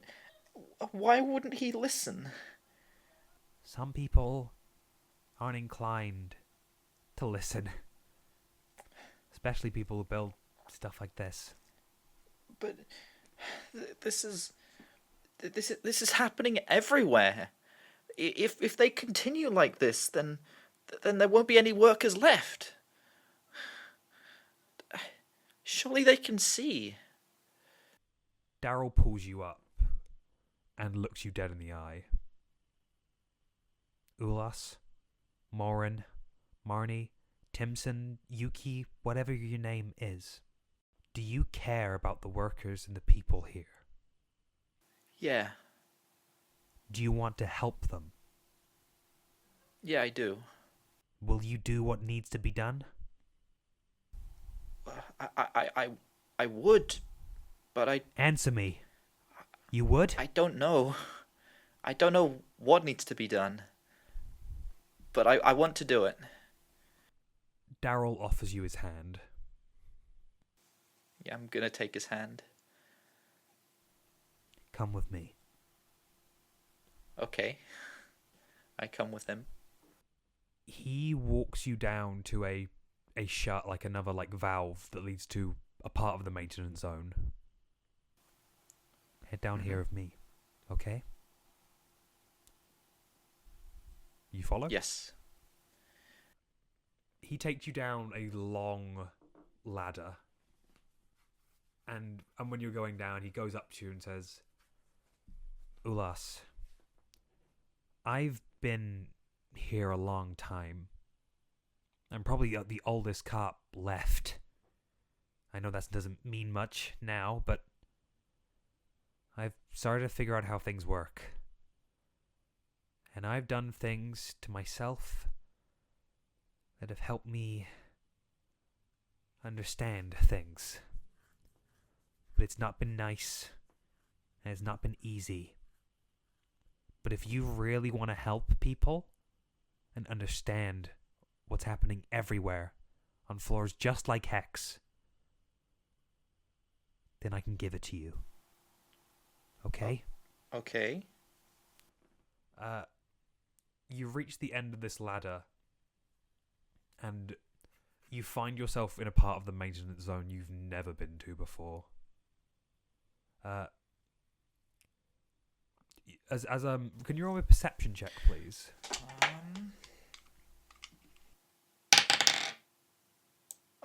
8. You feel like you see something off in the distance that just like goes down really quickly, but you can't really make out what it is. You see a long, like, sort of almost like mining tunnel off ahead of you, and Daryl sort of beckons you to go forward. Okay. Do you go forward?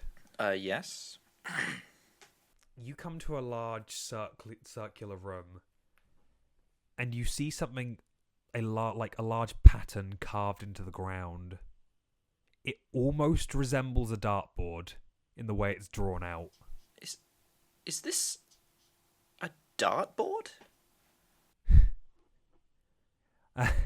In a sense.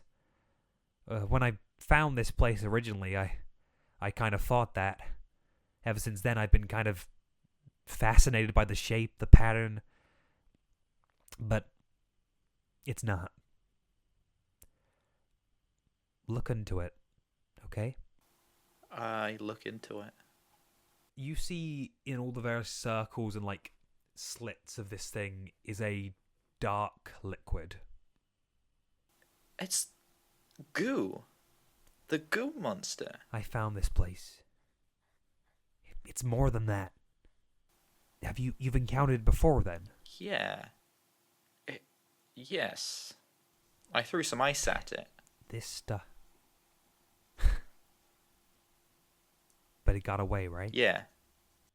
I don't fully know what this stuff is, but when I found it and took it, I was filled with all of HEX's history.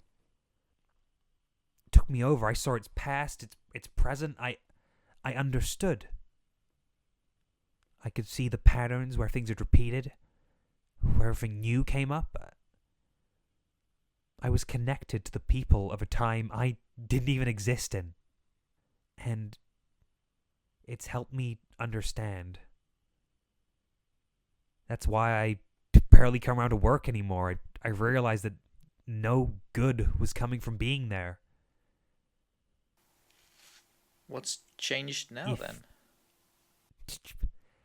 It's time. Whatever this stuff is, it's giving me the signal to step in. Maybe that all the cops are gone. Oh my god. Maybe it's you. That's ominous. If you really want to understand the people here, this stuff will link you to them in a way that no meetings or deliberation ever will. But it's up to you. You can walk away now, and I won't stop you. I'm gonna become Yuki, and I'm gonna say, can I try it?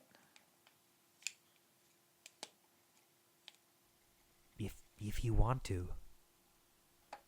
It's up to you. Okay.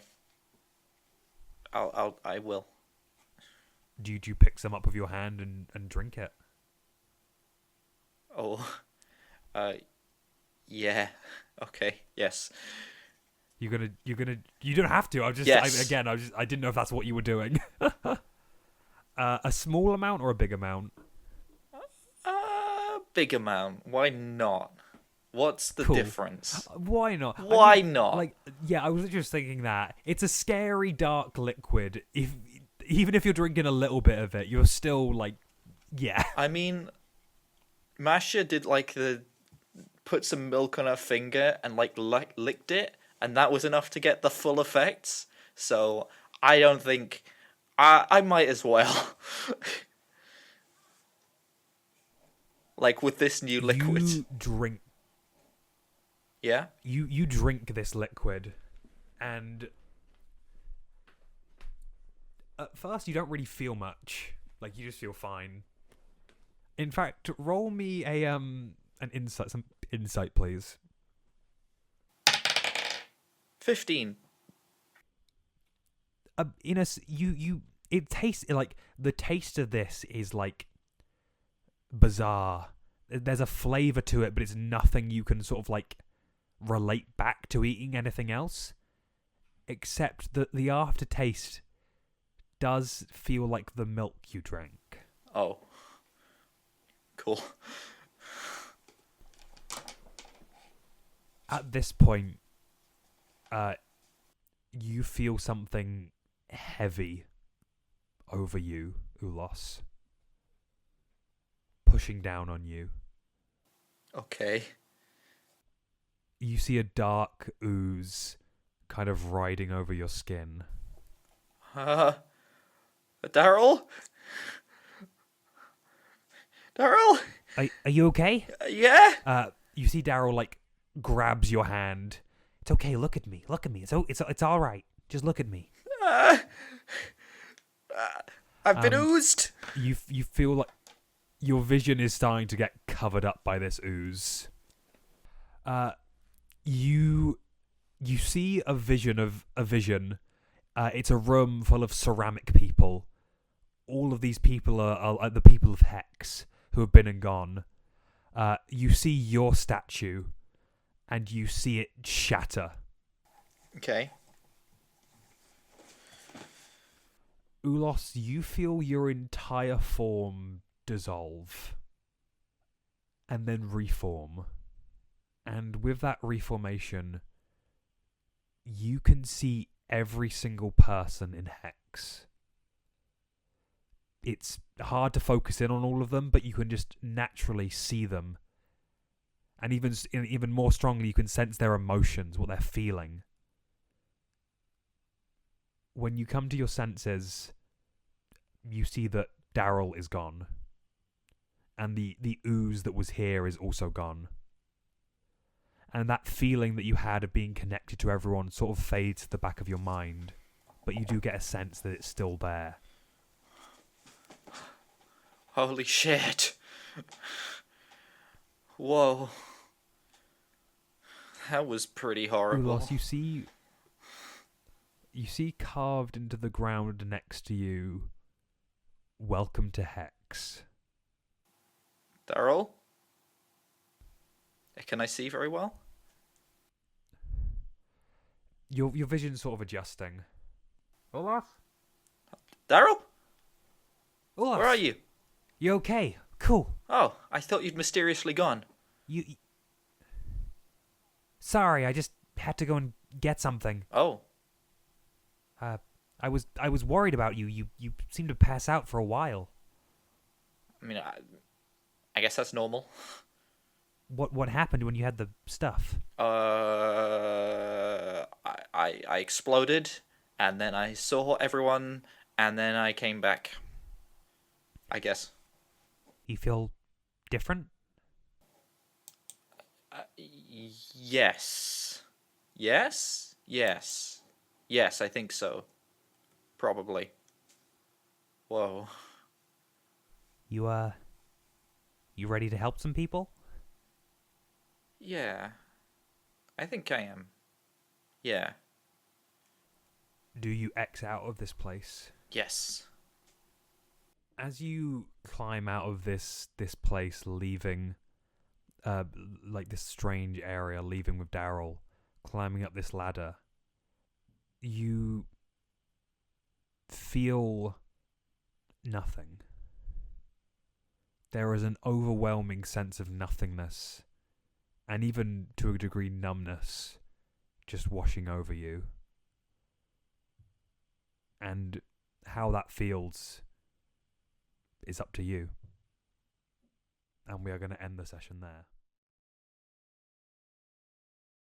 Amy Schumer, go fuck yourself. Whoa, what's she been doing? Has she Fucking been doing horrible things? She's been saying horrible things. I'm not going to discuss it because this is a D&D podcast. Tara Strong, you're not Fuck allowed you, on Amy this show. Schumer. I'm sorry. Oh no, Tara Strong's on something. Tara Strong said a lot of bad things over the years. Isn't she the voice of? Yeah, she's the voice of unicorn? Narcissa. It's just the unicorn.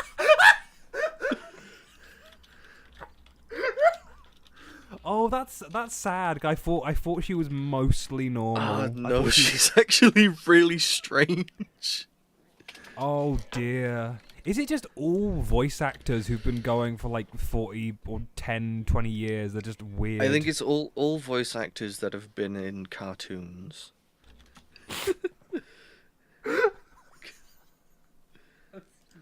Yeah, it's true. If you've worked with Butch Harmon, I think you should be blacklisted from the industry and sent to hell. And not the Christian hell as well, one of the really bad ones. Go fuck you. Yeah. One odd way to start this off. Banging. Slander. Okay. I think here that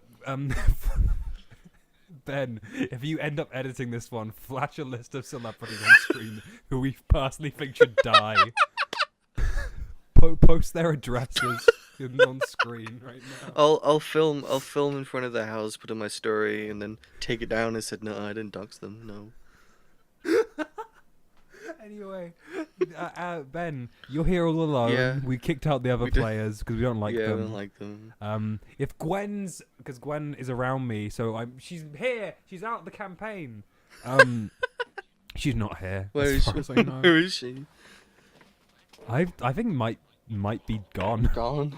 That'd be sad though. Dead. I hope she's alright. Got pictures taken and disappeared. Oh no. Sad. They trapped us all. We're gonna have to delay the podcast until we recover Gwen.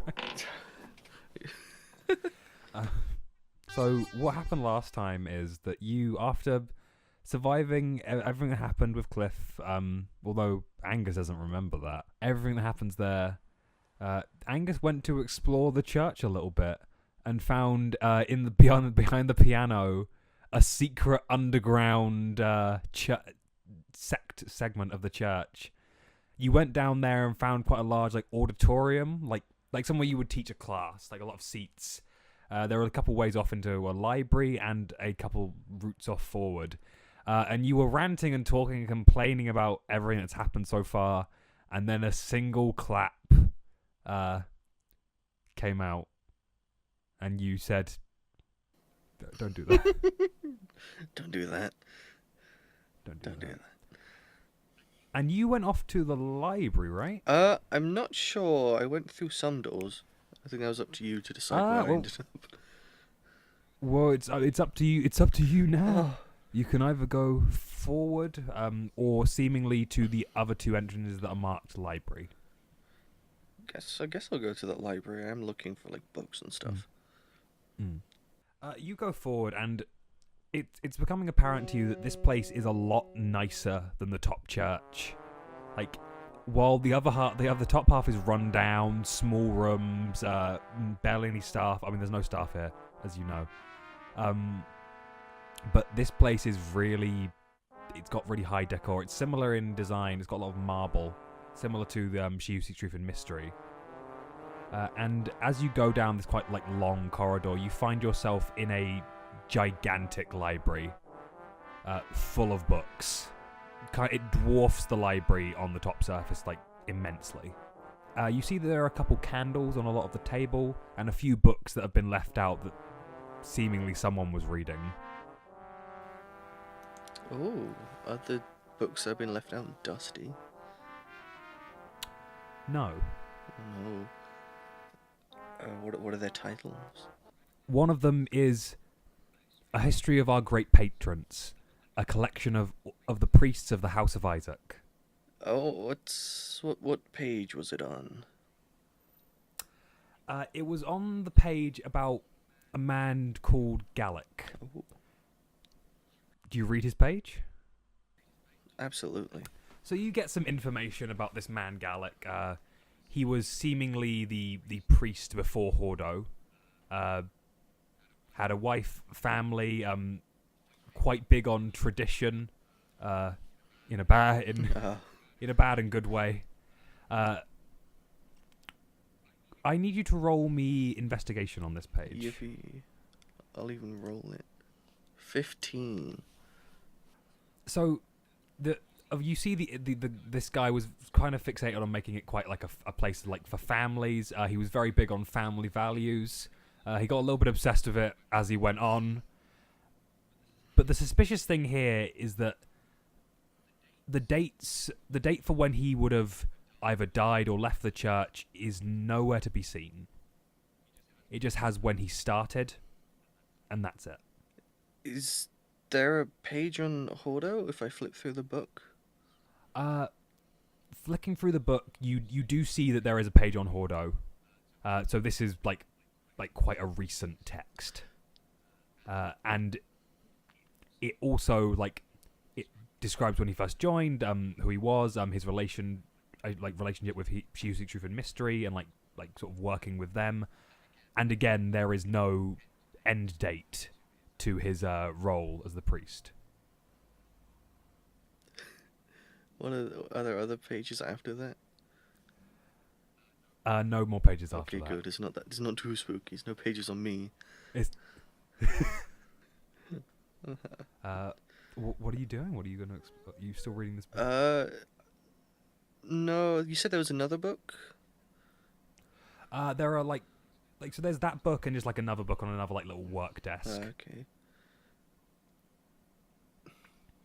Do you look at it? Yeah, I think I do. There's not much else you do in a library.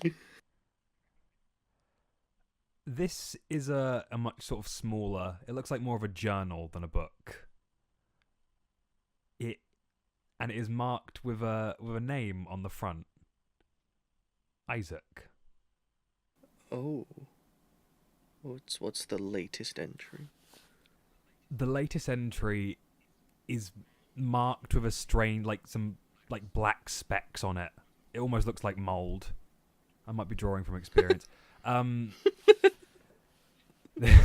Not bitter and angry at my landlord.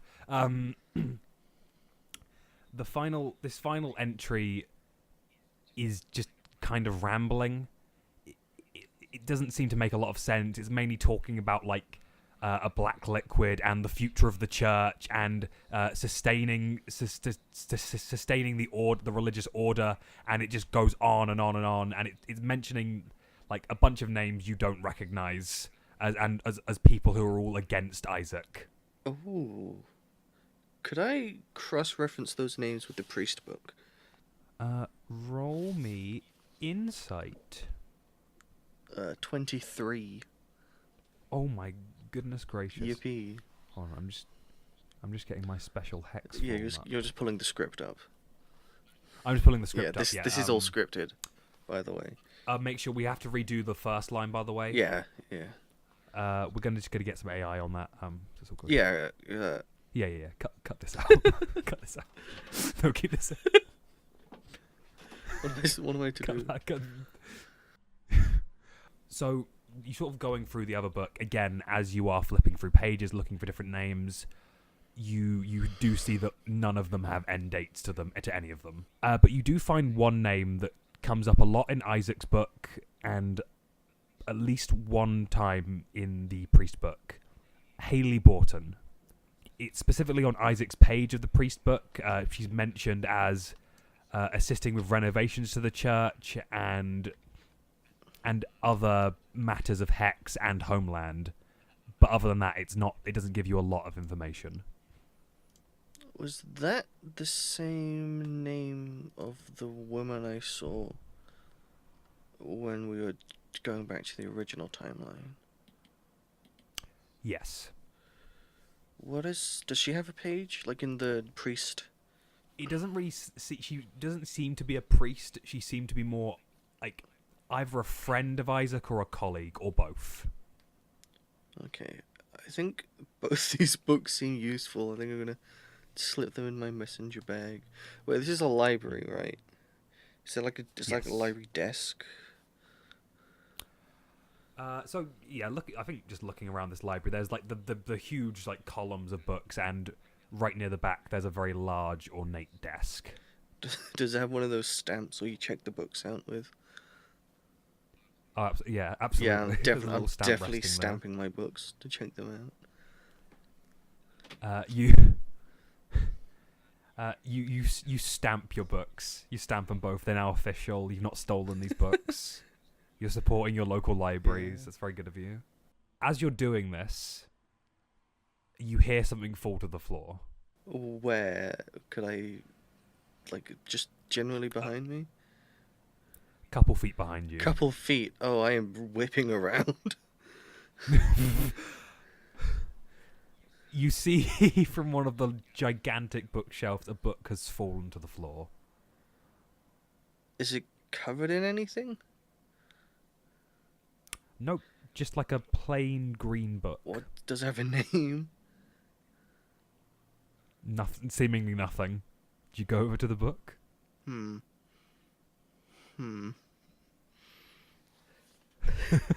I guess I'm more curious than I am cautious. That seems in line with MacGyver. Yeah, I carefully I do approach the book. You're thinking about what MacGyver does, but what would Spanish MacGyver Spanish do? MacGyver. He would probably pull out like a rock and bounce it off the walls in such a way that it destabilizes the room, and then he'd dive out a window and hurt his head. Oh no. Yeah. Poor Spanish MacGyver. That guy's insane. That guy's crazy. He's crazy. He speaks Spanish. I don't know what he's saying. So you walk over to this book. Yeah. Did you pick it up? I'm just wondering if I have any fabric on me so I don't have to put it with my bare hands. Yeah. Maybe I poke it a bit just to see if it's not like a mimic or anything. You give it a little poke, and it is a normal book, seemingly. Oh, goody. Yeah, I'll pick it up. I was like, should I investigate? No, I'll pick it up. That's how you investigate stuff. You pull out Humphrey and have him dive He onto is here. it. Yeah, he's always on my shoulder. Yeah, you're never alone. Yeah, just like Final Fantasy 9. It's not never alone. Let me get the Steel Defender stats up real quick. Anyway, yeah, pick up the book. You pick up this book. As you pick up this book, I'm gonna ask you to make a dex saving throw. Yeah, it's fair enough. Humphrey kills you. He slits your throat immediately. Sorry. The book explodes. Oh, it's full of dynamite. Got a 7. Ooh. Can I do anything about that? I cannot. Yeah, it's a 7. You pick up this book, and then you just hear a loud creaking sound as this bookshelf falls forward and just entirely pins you under it. You are taking... Oh, it didn't work. Oh, no. Oh, Muriel. The things I do for love. You take 8 damage as this bookshelf pins you down to the floor. Ow! Ow. Yeah, you are very winded at this point. It's not pleasant. Oh. I am definitely going to try immediately to get out from underneath this bookshelf. Are you just going to try and crawl out from under it? Yeah. If I got a vision in my head of Angus being trapped just under a bookshelf for the whole It's like my last solo session where I rolled low in the library, but it's just, I'm stuck under a bookshelf. No one knows he's down here as well. Oh, God. Oh, yeah, the library nun kind of does, I suppose. What did I even... Oh, yeah, I told her about the organ, didn't I? Yeah. It's fine. Yeah, I got a Deus Ex Machina. Unless she's the one trying to kill me here. Oh, thank God I can get rid of this fucking guy. This fucking idiot. He got vampires. That was all his fault and no one else. No one else's fault. Roll me a strength, some strength, Just please. base strength? To try and just... Yeah, just base strength. 14. Yeah, I think that is enough to sort of just kind of wiggle out and push yourself out from under this bookshelf. You're injured, but you're not too bad. Yeah. But it has taken it out of you a bit. I'm looking at this book. It is seemingly a book about the dangers of poor foundation and construction. That might be quite helpful, actually. Who did you say was with Isaac again? It was the woman. Was it Hordo? Was it? It was. I got the names here because I think I told You told me the names, yeah. So it was Isaac, a human called Jason, and Haley Borton. Okay. Can I just do a general investigation, just as long as it needs to take in the library to see if I can find books that would be helpful in finding out who these people were. Yeah, roll me an investigation. Can I use my passive investigation? Seeing this is going to take time. Yes. Yay. I'll let you use your passive investigation. If you were still under the bookshelf doing this, you'd have to roll regular investigation. I'm pulling this bookshelf 'Cause Angus behind having me. a, like, Just lying on the floor. I want to go home. I won't do this no more. I won't poke no more.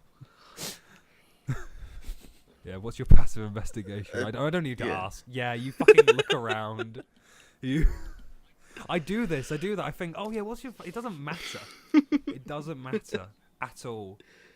You look around. Looking. Are you looking for specifically Haley, or is it Jason as well? More so Haley, but Jason as well. Haley, you sort of like. It's difficult, but you do find bits about her. She's seemingly a footnote in a lot of her historical references dating back to the foundation of Homeland. Mentioned here and there as like popping up at meetings, establishing like towns and like provinces. Occasionally mentioned alongside Isaac. The only real one you have that links them are the two books you found previously. But the biggest one you find is a small book labeled The Divide, A True History of Homeland. Ooh. It is seemingly some kind of religious text. Not about Isaac, but just about, like, prophecies. It discusses about how Isaac fell to some kind of being. How it led him and his religion to commit atrocities. Shit.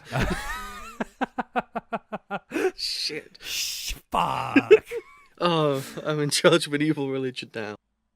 And how Haley Borton sort of like fought against it, tried to stop it, and in many ways sort of use her as the true like saint of the House of Isaac. Ooh. But this is the only book that mentions that. I'm checking this one out as well.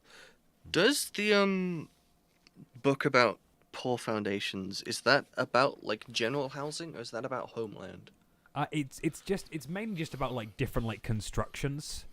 It's just about like it goes from like shelves to machinery. Delaware machinery is referenced in an example there of an incident that happened in a factory a couple years ago.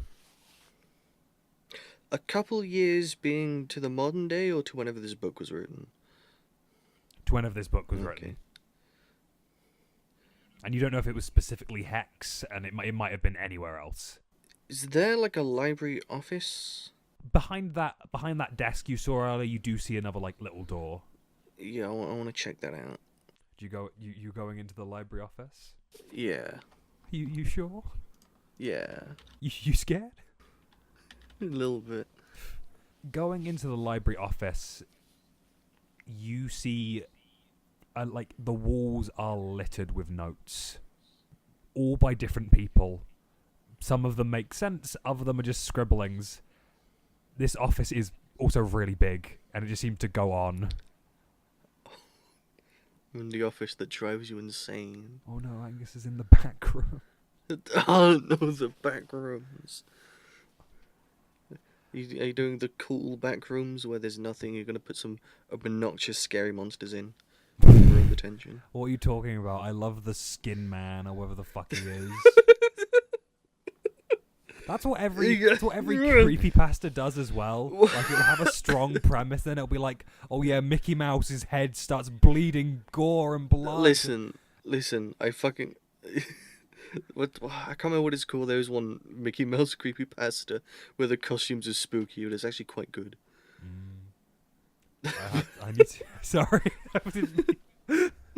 I'll read more Mickey Mouse creepypasta. Yeah, you fucking better. I'll only read creepypasta if he's wearing his Organization 13 hoodie. Did somebody mention the door to darkness? Why do you keep bringing up Kingdom Hearts in these sessions? It's like the Stop. third one. Stop. I don't even like Kingdom Hearts.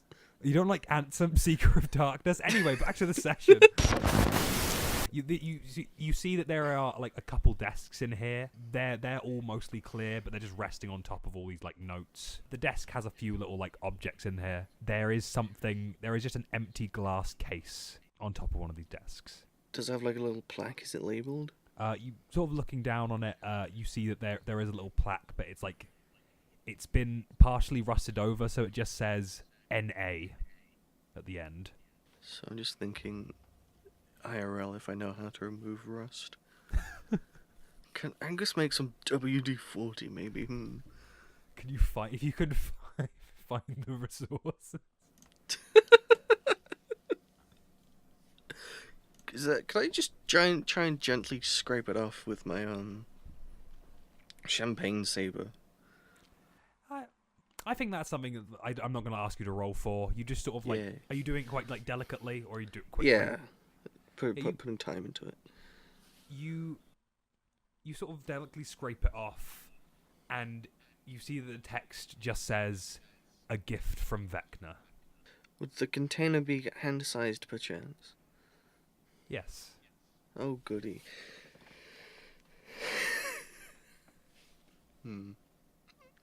Does the secret Mother Superior room that had the hand in it, that had like files and other items in it? Yes. Could I do an investigation to figure out, or just like kind of see if there was something like that seems to be missing from this room? Yeah, I'm going to allow you to do an investigation of that. I'm going to ask you to do a specific investigation because this one's a bit more complex. Cool. This is your Sherlock moment. I got a 17 on my investigation roll. Oh, okay. So 70, you look around and just exploring this desk and the room as a whole, like you find empty files, another seemingly empty case that would hold some kind of circular, like spherical object. Some kind of orb, maybe. Some kind of orb, maybe, yeah. And just files that have just been kind of ripped open. Clearly someone has just, like, robbed this stuff and put it either by the Mother Superior or someone has placed it in the Mother Superior's care. Does the orb place have a plaque on it? There's no plaque for the orb. Okay. It's just seemingly, like, a very secure container. Is there, like, what's the word? A list of people who have borrowed books or maybe have overdue books. Are you checking the office for this one? I think checking the office and also the desk, just because I feel the desk would be quite easy to search as well. Yeah, looking in the actual office, you don't find much on that, but going out to the desk, you do find like quite a nice dedicated list. The people like. There are a couple people who on here who you do recognize. Others the names mean nothing to you, but the names that stand out are Ogma, Mother Superior, just marked as Mother Superior, Hordo, and Daryl. Are they dated? No. I'm gonna leave the library before anyone pushes any more bookshelves onto me. I want to check out the other doors. So yeah, you leave the library, taking sort of one final look at it, and you go back to the main auditorium. Yeah. Can I go on stage and be like, make an announcement? Could you please refrain from pushing heavy objects onto the Pope? Thanks. I go through what did you say? Those doors straight on. Yeah, the door's straight on. Also, for that, I need you to I need you to roll me a wisdom saving throw. 17. I just realised I can add 5 to that as well. I'm gonna add 5 to that. I just wanted to let you know that roll is for Angus's now new fear meter. His new scaredometer. Well, it's a 22 on his scaredometer. So you handle yourself pretty well as you hear from the stairs that you just came from footsteps walking down towards you. Oh god, that is scary. I wait for them. They get louder and louder as they approach you. And when you can gather that they're about right in front of your face, they stop. Could I roll something? Could I roll like Arcana to see if this is some kind of spell? I'm gonna add 5 to that as well because I have not been using this ability. I didn't even know how broken it was. 18. Oh. So from not being freaked out, not being really scared, and going yikes, Youch. yeah, wow. You kind of take a breath and look around the situation, and you get a sense that at least this and possibly the clapping are illusions. Like that someone has like spread throughout this entire place. But you do know that it was not an illusion for whatever pushed the bookshelf onto you. Yeah, I'm gonna go through the doors in front of me. That was the decision you made me make last time, I remember. Yeah. I went left last time, so I'll go left now. Poor decision. That's the room that kills you immediately. Fuck! Nah, that's fair. Shit. I should have known. So you walk into the left room, and as you walk, you are faced again by another long flight of stairs, going further down. Can I leave and go to the right door instead? You back up immediately. You go to the right, and you sort of walk forward, and it looks there's not stairs, but it does look like there's a large kind of like lift in front of you. Is it like an old timey lift or like a modern lift? So this is like an old timey lift, like the one that you would have to like operate. Yeah. You do see it's marked. Staff elevator. What state does it look like it's in? Rusty and old. Oh goody. I think I'm gonna stick my head in before I step in and just see what the button options are. You have to pry the doors open a little bit, but you do manage to sort of like poke your head through the door and see it's not your like traditional Homeland lift with a bunch of buttons. There are 3 buttons here: down, up, and a middle button that is just a dot. I'm gonna step in the lift and click the dot. This is something Spanish MacGyver would do. As you enter the lift and the doors like close behind you, you definitely do catch a glimpse of something on the other side. Do you press the middle button? The doors are closed. The doors are closed. Can I open the doors? Hang on a second. You're doing what I do in every horror game. Angus is more concerned about finding out whoever's down here than like exploring it. You manage to pry the doors open pretty easily. Are you looking around for something? Yeah. If I let the doors close again. You're activating the game's triggers. Yeah. You're doing the baby running into the shelf.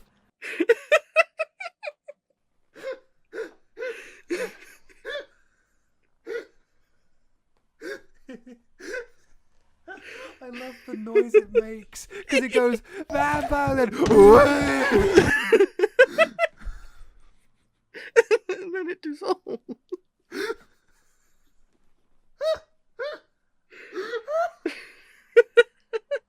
Play the clip. Play it. Yeah, play the clip so many times. Every time something happens, play the. I'll play it really loud one time. Fucking, what's that game called again? Fear and... Is it one of the Laser Fear Laser games? Fear, that's what it was, yeah. Yeah. Those games. It's not the worst game.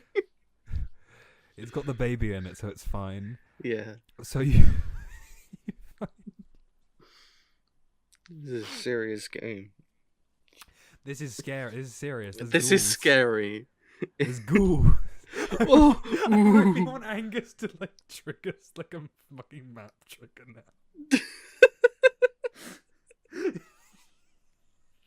No, I need to get back into the headspace. There we go. Oh, scary. It's Halloween. It's Halloween. Yeah, it's Halloween. Um, I'm scared. I don't want Angus to die. so what exactly are you trying to do? I'll click up on the the lift. Let the doors close. Yeah, the doors do close. You don't catch a glimpse of anything else, and the elevator seemingly starts taking you up. It doesn't take very long.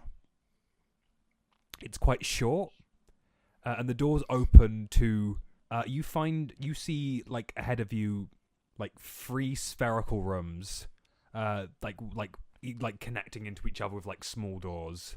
It's kind of like being inside like a shell on the beach. No. It's very like sparkly and pretty. In the center of this room is a large like mechanical device with some like spell runes surrounding it.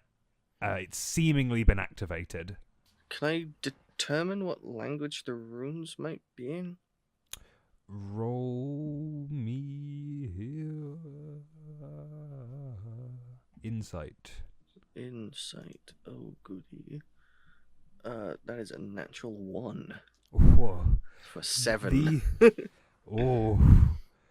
These are bad. These look like numbers. These letters. 1 to 16.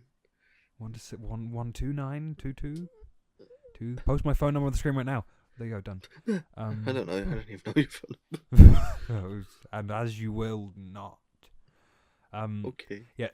You can't decipher these runes or what they mean for this like thing.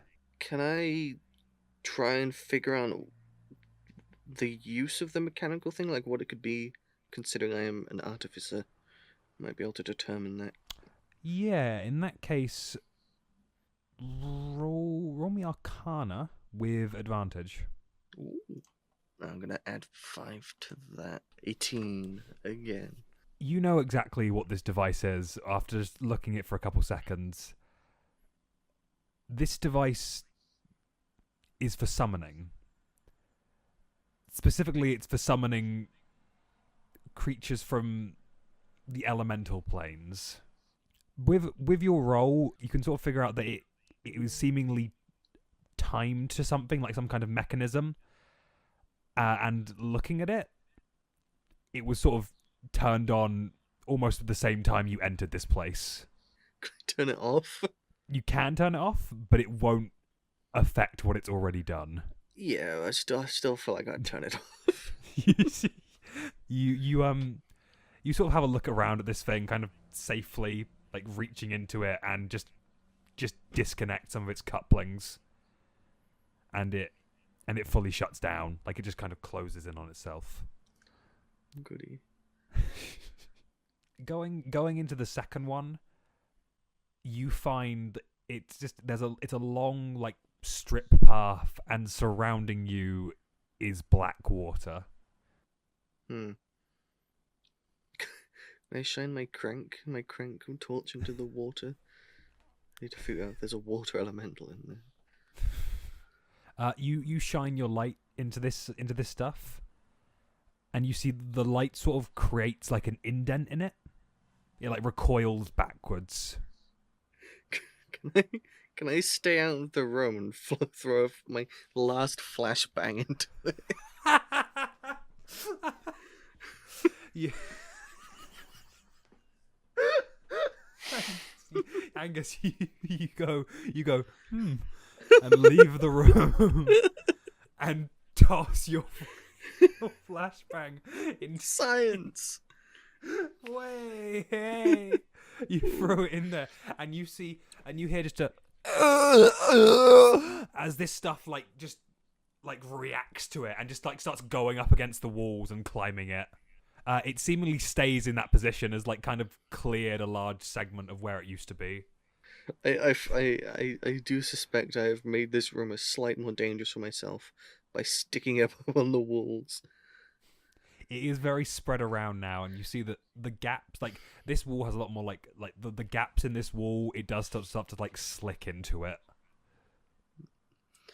At some point, did I pick up a book about creatures on Hex? Yes, you did. Did you took the book with you as well? I think you booked it out. Yeah, and I also keep like all my books in my bag at all times. Yes. I'd like to flick through that. To try and find something similar to this? Yeah. Looking through for this sort of like black ooze, you seemingly can find nothing. There's mentions of like oozes, like gelatinous cubes that kind of like wandering out in the maintenance zone, but like a black ooze like this, there's nothing. Can I also compare it to the stains on the book? You said it looked like mold, but you also mentioned black something before as well, so... Sort of looking at it and comparing the two, you can tell that whatever this black like substance is the same as on the book. Like, but this is it dried. Oh, this is Isaac. I hope I found Isaac. That's all that's left of him. Are you Isaac? You goo now? Do you talk into the goo? Yeah. Again, I'm still like a bit out in the hallway just to cover my ass. You're leaning your head out. I'm like in the lift. Are you Isaac? Are you? Hey. You see that some of the goo like reaches around the door of where you are, and you just hear.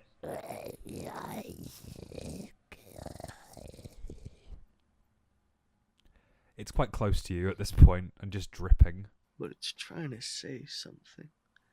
I don't want to touch it. Not whilst I'm alone. I'm gonna retreat back to the lift. How do you run back to the lift? No, I think I do it quite actually, if it's dripping, can I try and collect a sample before retreating back to the lift? Yeah, you have little beakers and vials on you, don't you? Yeah. Or something, yeah. I'm pretty sure. I sort of expect Angus to. He's like on his belt. He's just little like tubes full of nonsense.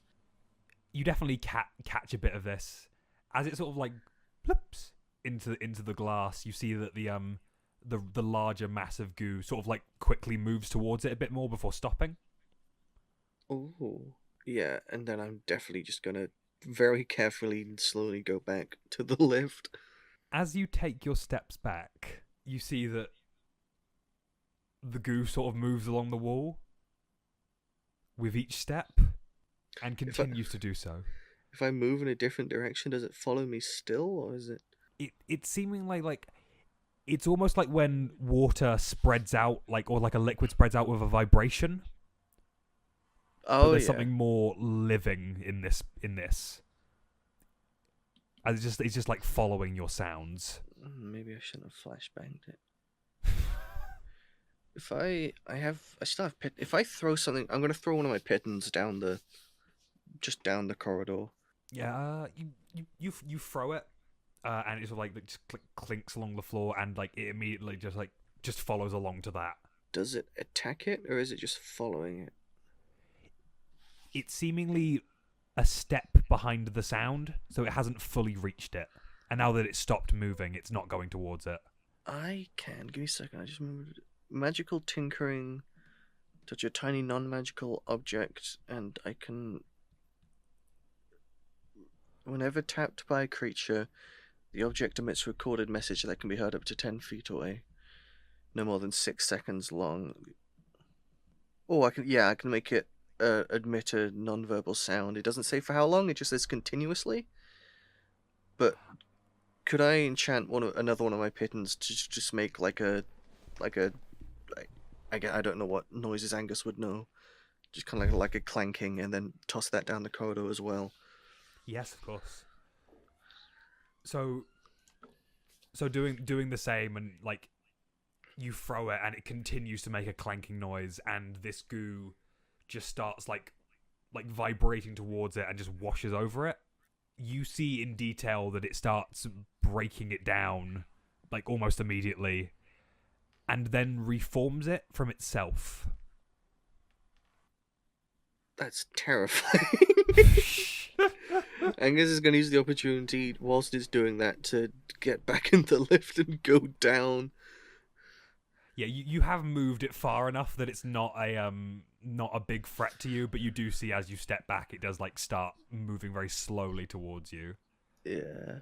So you get back in the lift. What button are you pressing? Down. Okay, you press the down button on your in your lift. It's my lift now. I only am the church. I am the church. I am. Is that what Angus is saying to himself? Yeah, as he's muttering to Fuck himself. Isaac, I am the church. I'm the church now. Isaac turned into a fucking like goo man thing. I don't fucking know I'm the church now. As the lift goes down, you hear whispering into your ear, They have sent another priest. They? I do not know where they find you, but you have come back to me again. I am unfamiliar with you. But I am very familiar with you, Hordo's successor. I knew you would come down here. Is this like still in my ear? If I look around, is it? looking around, you see nothing. Am I like a bad thing? You are more part of a process. I am the end of that process. Right. Well, I am not quite finished with my work, so I don't think we were supposed to be meeting just yet. It matters not. You are here now, and I will do what I am tasked. Tasked by whom? You feel whatever this is drift towards your other ear. Your predecessors. All of them. They know to establish me. Once I have you, you will see my use again. Just to clarify, you're not gonna kill me or anything. No. Oh, good, good. There would be no point in killing you yet. You are not ready. To be killed? This presence leaves. I think Angus is gonna try and return to the auditorium and actually just straight up leave? You are just going to exit this place? Am I gonna do that? No, I do want to go all the way down actually first. So you press the down button on the lift and you descend further.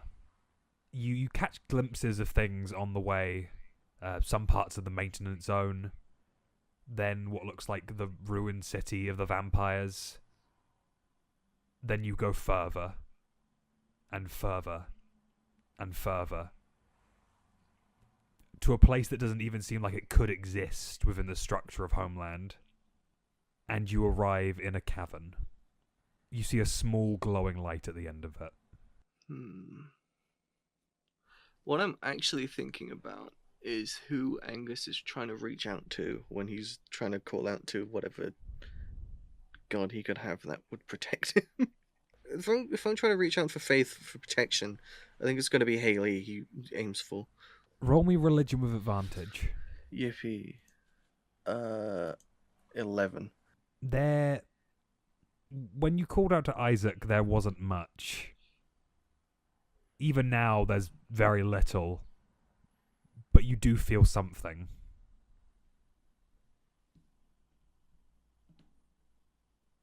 I think that's enough for him to carefully approach that light, then. You walk forward. This place is... The walls are covered in the same black liquid you saw. Shit. But it's seemingly not moving towards you. And you reach the end of this gigantic cavern. And you see a large, colourful dome. it's just this swirling ball of light just sitting in the center of this room. And you can just catch glimpses of something in it. Does it have a shape, or is it just... Roll me a perception check. Yippee. I'm gonna roll this one. 25.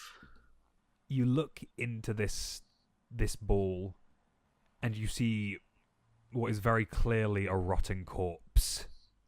Could he attempt to identify any features about it?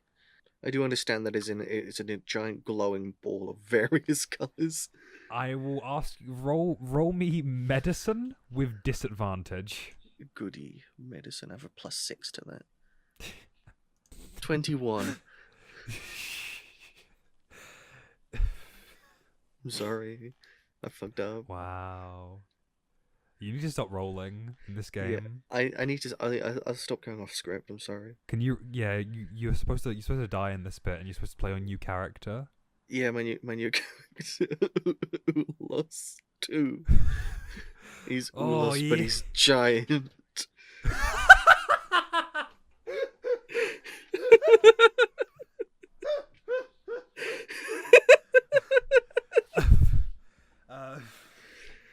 Ben, put a picture of the character you're referencing on screen, but blur out his face. So you don't know who it is. I'll protect his identity. Yeah, we can't have people finding him. You can't bring this up. You can't bring up Ulos 2. Ulos 2. He's supposed to be a secret, I know, but it's just We've been planning this for a whole year. A whole year. The initial idea for this campaign was based around Ulos 2. It's okay, this we're delaying this episode. Yeah, by a year because of all that horrible stuff we said at the beginning. We did say that, didn't we? Whoops. From your vision and from the general body shape, even though this corpse is deeply emaciated and rotten, you know this is Isaac. Is he in any kind of specific death pose? He's seemingly just lying there. Oh. And the black goo on the walls didn't respond to my noise. Does it look like it's been kept back by the light? You can't tell. Okay. Hello. In a more serious tone, I'm just laughing because we're very funny, but I'm going to... Hi, hello. There's no response. Okay. I want to stick around because this is fucking awesome, but there's nothing else I can do without interrupting whatever's going on here, and I don't think I'm supposed to do that yet. So I'm just going to leave. I have had an idea, though. Oh. Because I remembered that one of my infusions lets my weapon glow. So I'm actually going to go back to that top floor where the goo was. As you leave Isaac in his chamber, you do hear from the far end of the hall, "Do not take guidance in false prophets. That is not your path." Could you be less vague? Like, Isaac could be a false prophet because he went crazy. Haley could be a false prophet because she never was the prophet. You are around. You exist. Do you mock me? No, I'm just generally a bit stressed and confused. Fascinating. Fantastic. I guess I'm going back to that top floor. So you do have a friend. Sure, yeah. He's around. He's warning me of things and they're not extrapolating. You go back up the lift. You're returning to the goo room. Yeah. Because I can glow in a bright light in a 30-foot radius. And dim light for an additional 30 feet. You produce this light, and as you're walking in this place, this goo does start coming towards you, but when you have this light, it starts to ripple backwards and start returning to where it originally was. And do you walk to the final room? I do. Going into the final room, you find a collection of ceramic people, and a lot of them you recognize. Some of them have been smashed or broken, with this black goo leaking out of them. Others are standing there perfectly fine. You see Gunter, Barb, everyone you know in Hex, Masha, Ulos, even you. You even see the human Richard Filament, and next to him you see the broken ceramic of the creature that was controlling him. What else is in this room? Roll me investigation. Yeah, I'll roll it as well. You'll even be so nice to roll it. Yeah, and until you get a bad roll, and then you'll have to use your. Don't worry, I was gonna use my funny edition, but I got a 24. Oh my goodness! I rolled a 19. So in this, apart from these ceramics, you see along the wall there is a collection of prophecies. I think some that you might have seen earlier, but it's more complete. They follow Isaac, seemingly running away from something, stumbling into this dark place and consuming this liquid. It then seemingly shows him and Haley arguing about something, with Isaac attempting to kill her. Whether he succeeds or not is unknown. You also see that the final panel of this tapestry is this large dark web that is drawing in two creatures, one writhing with tentacles and the other one constructed from machinery. Oh, also in this room you see that there is a large switch right in the center. Is it labeled? No, it's just a nondescript lever.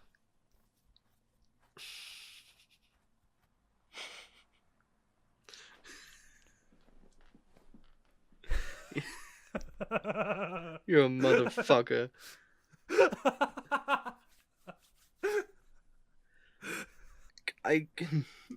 When I was saying that for me D&D is a mind game a lot of the time. Yeah. This is like a Death Note situation. I'm trying to figure out what consequences you'd give me for pulling a fucking lever. This is your saw trap. It is my John saw Kramer trap. moment. Unfortunately, I do think that Angus isn't me, and Angus is smart enough to not do that just quite yet. So you're gonna not touch this lever? Not right now. Can I? Can I break everyone's ceramic pot? I was thinking of breaking Gunter's. That. Oh whoa. No, sorry, that was not. No, don't let that dissuade you. Well, I was thinking it would fuck with the other two so hard if he dies and he's bleeding ooze or whatever. I don't want to fuck with it. I think you've had plans just to mess with the other two. It would be funny though. It would be so funny. You could break Monty's pot. That's. Yeah, no, I don't want to ruin any of your plans. We're gonna fucking murder Monty. I'm sure you've got nothing in mind for him. I also like that Angus is he's not gonna kill everyone, but he has decided he's ready to execute at least one person. I did think of, because again, Angus, he can pretty much figure out what this is, but he still wants to test it. Out of, I guess, metagaming a bit, how do you feel about the milk plot? How's that going? Oh, actually, that does remind me. You're looking at you're thinking of Milton Milk Factory, the Milton Milk Factory. Yeah, man, right? the Milton man. His statue is already broken. Oh, good. Interesting. It's really broken. It's been smashed to pieces.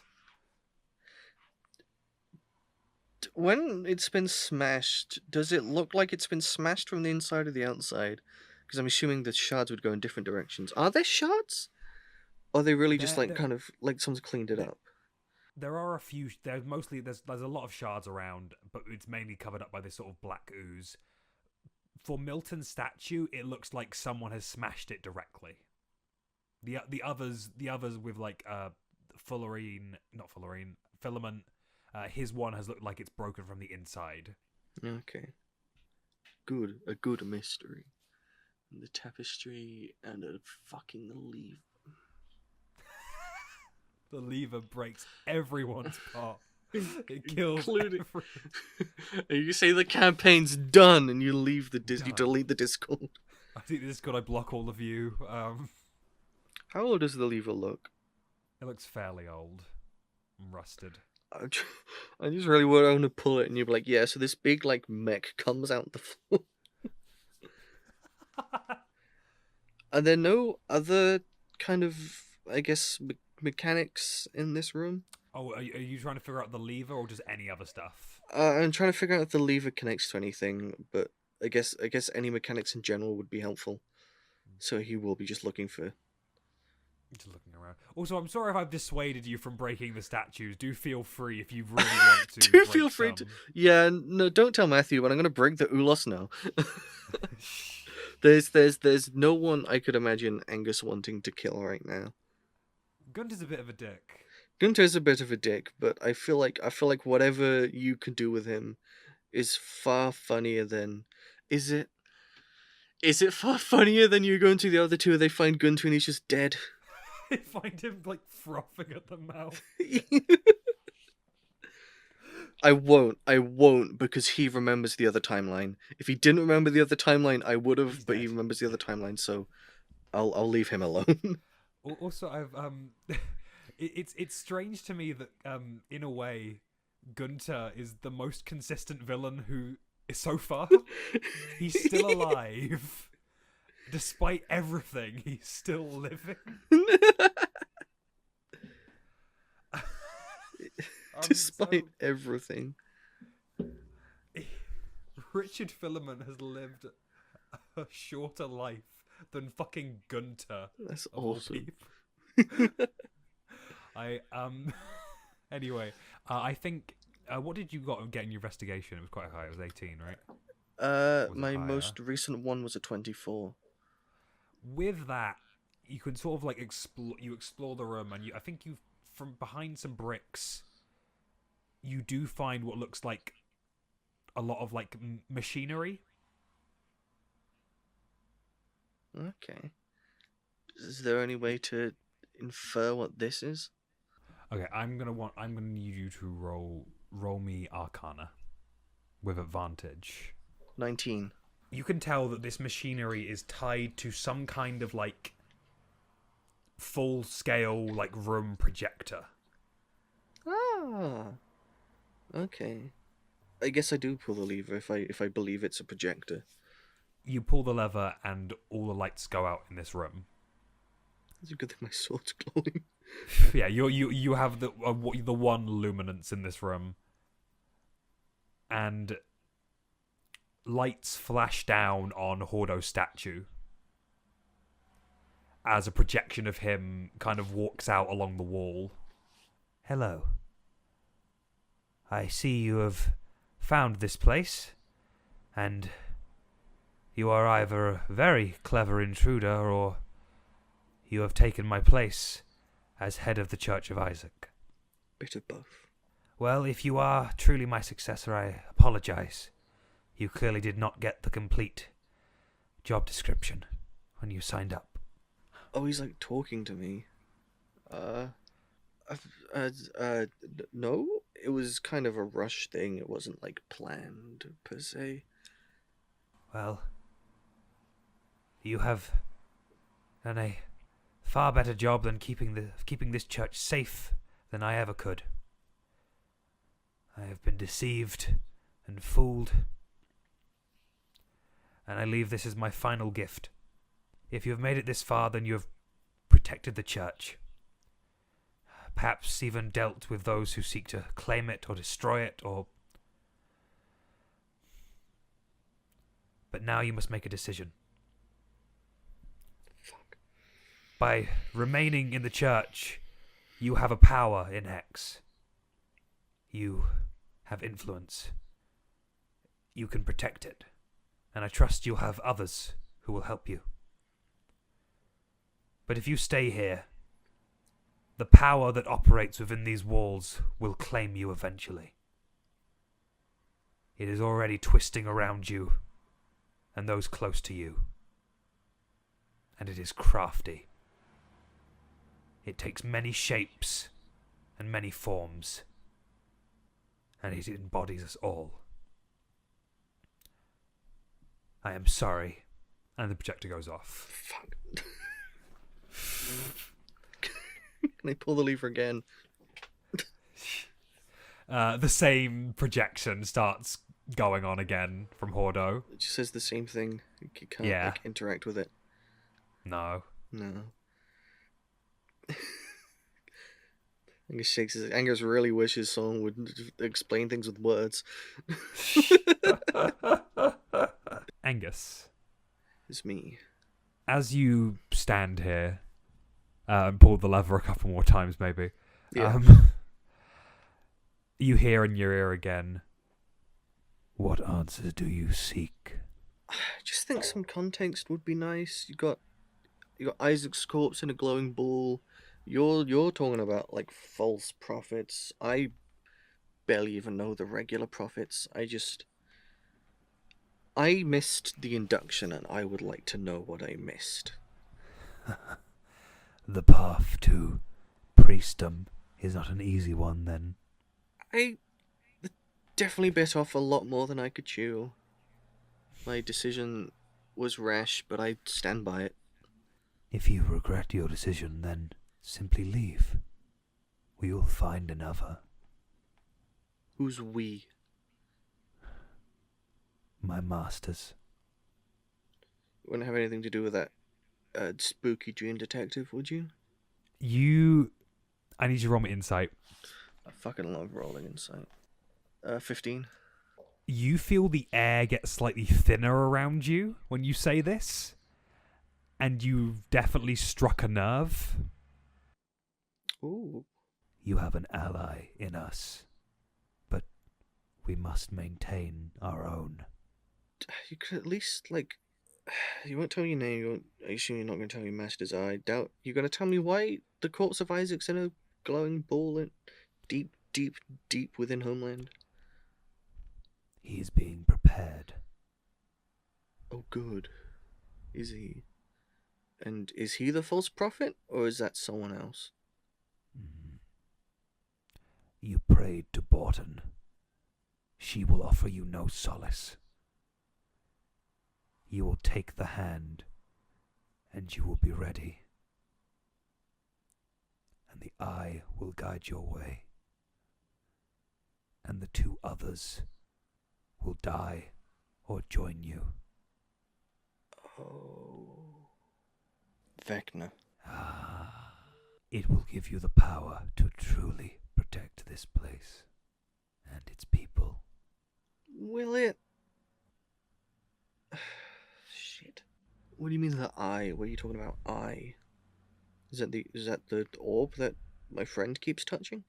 If you have found the eye, then you must claim it. Well, I don't know where it is right now, but I'm sure my friend does. Are you an ally, Angus McGuy? Two of my best friends are gay.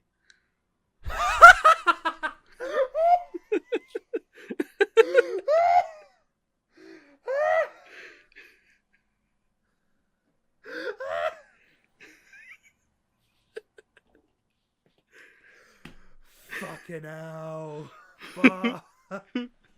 Vecna's gonna fucking kill me. This thing breaks your neck immediately, snaps it in two. My jaw just explodes. Oh, Yeah, me too. Cool. Cool.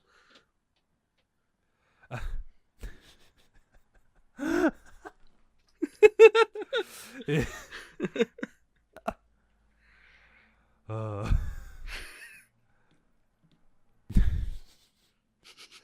What do you want? Is that your answer to the question? Yeah. Cool. Great. I see. Homosexual. Great. Oh God. They still got those up there, fuck's sake. I thought they would have moved past them by now. It's just a phase. It's just a phase. I see. You do not embrace our gifts. I haven't really been... I guess you've been presenting me to go get the gifts myself, but... It's all a lot to take in, really, isn't it? We provided you guidance with the illithid. We brought about your dominion. You brought about my dominion? Roll me another insight check. 25. Or another 19. I'm popping off today. The air gets really thin for a minute, and you sense that this guy said something he wasn't supposed to say.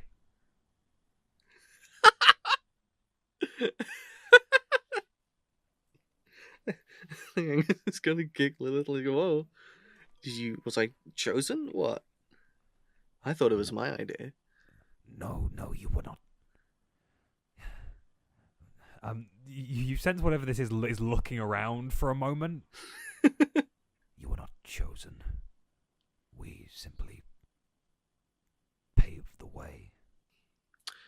When we confronted Jay, what did he say about who he was hired by? Did he say it was Delaware? He didn't say who he was hired by. Okay. He said he didn't know. What's down the stairs if I went left through the left door? What's down there? Why don't you see? It's quite scary, but alright. I'm gonna turn back and I'm gonna make my way down there. You this presence leaves you, and you go to where the stairs are, and you start walking down. As you walk down, you're walking for 10 minutes. Then another 10 minutes. And these stairs keep going down. Do you continue? Sure. You're walking for about 2 hours. God damn. You don't really seem tired though. And you reach this room that is just pitch black. Your light doesn't work down here. Oh. Walked 2 hours and I can't even see. So what, it's just a very dark room down here then? If you wish to find out, go forward. I'm supposed to be smarter than that. Guess I will. I'll carry on walking. You walk in. It's very hard to get a sense of how far you're walking in this place, or if you're making like distance. But you keep walking. How far do you go? Not like 2 hours far.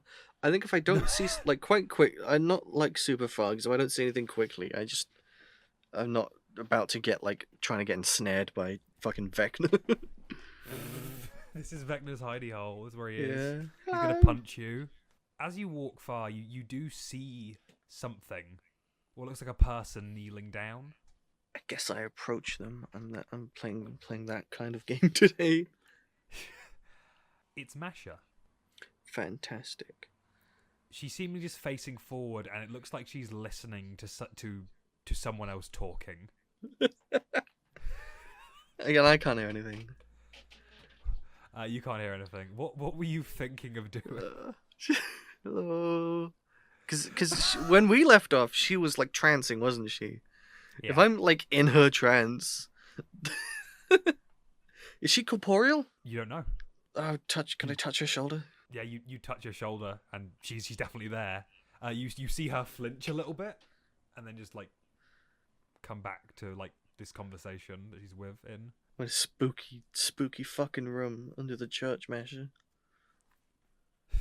Did you just tell that to me? Yeah, that's what I'm just gonna make sure I write that down somewhere. In the spooky fucking room under the church. There's some crazy shit going on, Masha. I don't know what's up. And then I shove her for good measure. Are you gonna shove her? Are you actually No, shoving? I'm gonna push her. Yeah, no. You shove her. You push her over, and then you see she disappears from this room. Thank you for this opportunity, Ollie. I'm so glad I could fuck with Masha.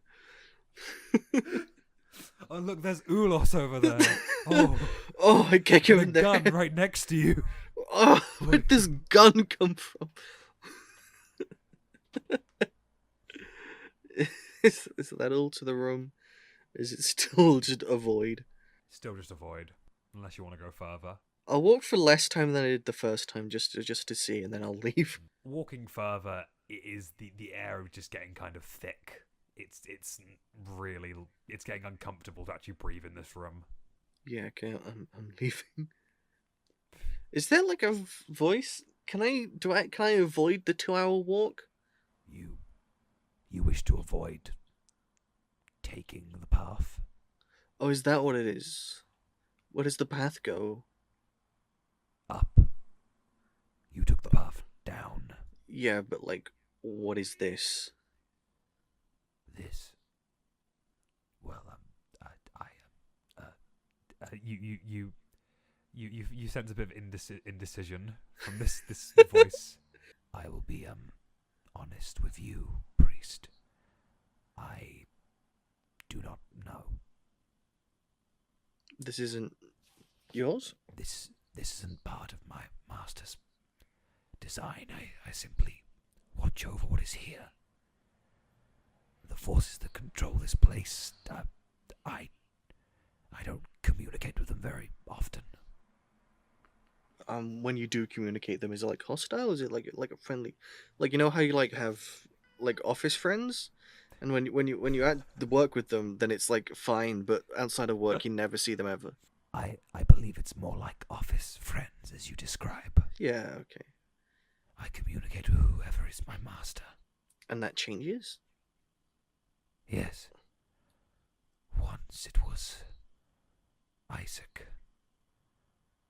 Then it was another priest, but I forget his name. Was it Hordo? Was his name Hordo? He was one of them. But then there are others. Like the man you described. The detective. Yeah, I don't know what his whole deal is, but he seems also... I will be honest with you. I don't fully know the circumstances of how you came to be here. I am simply told things. What was the name of that one, the book, the priest the book was open on? Gallic. Gallic. Was it Gallic? Was Gallic one of them? Yes, I remember him. He was an odd man. He did not work out in the end. What about Haley? You don't like her that much. Did you ever get involved with that? No, but Isaac hated her. He hated her so much near the end. So I carry on his hate. What about the dark goo that Isaac drank? Do you know anything about that? That is where they all go. Are you Vecna, or is your master Vecna? Vecna. Yes, he was my master once, before he was... he is gone. His parts remain, but whether he still exists within them is unknown. When I saw the Isaac corpse, was it like a fully formed corpse? It was a fully formed corpse. Okay, well, was Vecna a priest? Of sorts. Before Homeland was even fully developed, he tried to establish something. The original buildings here are not built by Isaac, they were merely occupied. Vecna tried to take control of the new world, and the last gods, the Lady of Mystery, the one who lies, they tore him to pieces. Was this... You saying this was... did you say it was before Homeland, or when Homeland was... But like when it was like the very beginning. Do you know what it was like before Homeland? when there was still stuff? No one has ever... You know, I've never been asked about life before. Yes, I remember. I am a constant of this world, no matter what its shape. I remember all life, all worlds. What do you wish to know? Do you miss it? Yes. Could we bring it back? I don't know. I am bound to this place so often. I barely get to see this new world except what I am told. Would you want it back? HEX is collapsing, and Homeland is collapsing, and after that's gone, there's nowhere to go. And yeah, I think I'd want it back.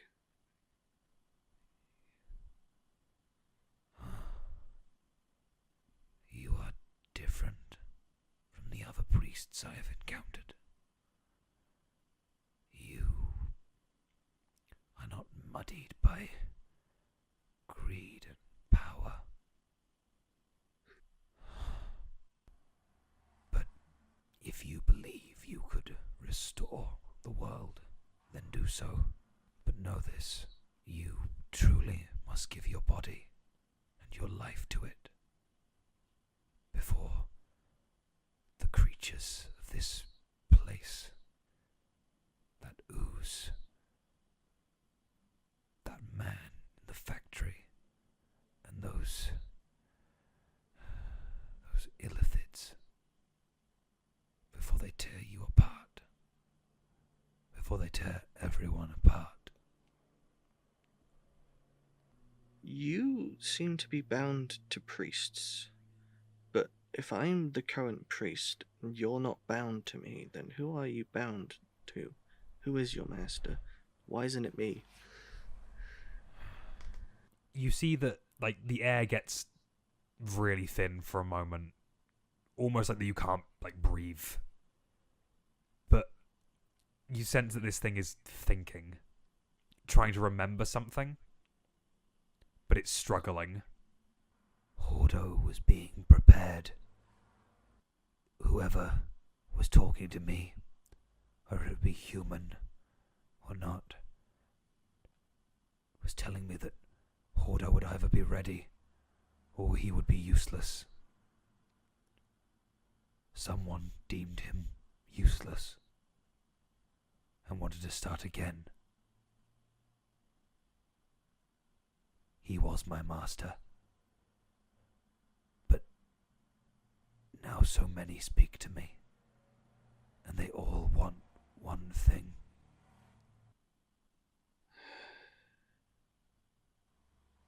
Do you remember why reality stopped?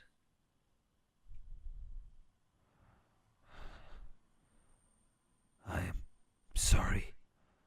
I can talk no longer about these things. I must focus on why I was put here. I'm sorry. And the presence leaves you. I'm going to leave this sanctum. Yeah, you walk out up the stairs. It's seemingly a lot quicker than it was before. That's nice, that's good.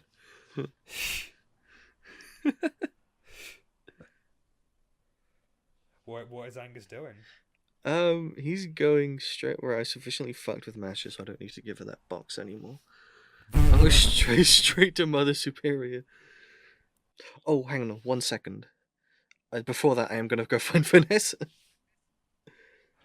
Yeah, you look back on this strange place and just exit out. As you leave it, the organ does, like, close behind you, and it's, at least for now, temporarily sealed off. Hmm.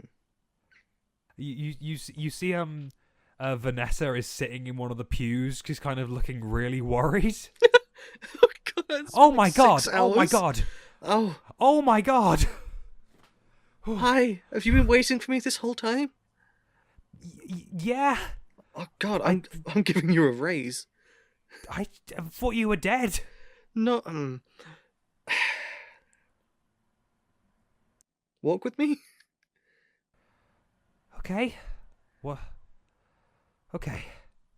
Vanessa walks with you. Yeah. So, first things first. Never, ever, ever go down there. Yep, already done.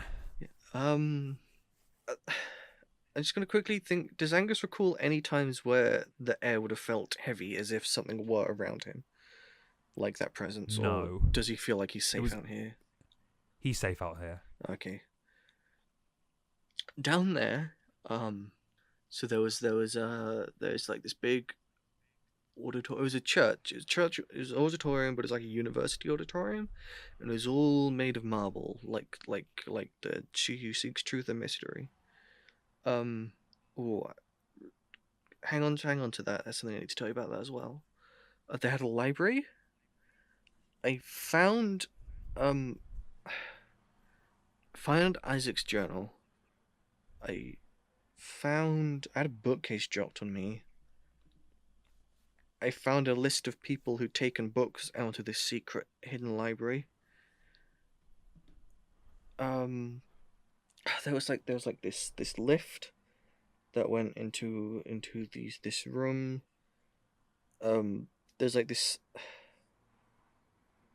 this room full of ceramic figures of the people of HEX, and all the dead ones were completely smashed. And there was a prophecy of Isaac being chased by something, and then drinking this black liquid that was also there, which it dissolved stuff and then reconstructed it, like assimilated things, and then I went down on the lift, and I went down into Homeland, and his corpse was there in like this big glowing orb. And then this voice spoke to me and told me to retrieve a hand and an eye, and I presume it's of someone called Vecna. I don't really know who that is. Me neither. And he said I need those, and then Isaac's corpse is being prepared for something. And this all sounded very bad, and I didn't want to do it. So, but then I went into this other room, and Masha was there, and it was Masha, and I was kind of like in her trance, I guess, wherever she goes, where she's meditating. That was weird.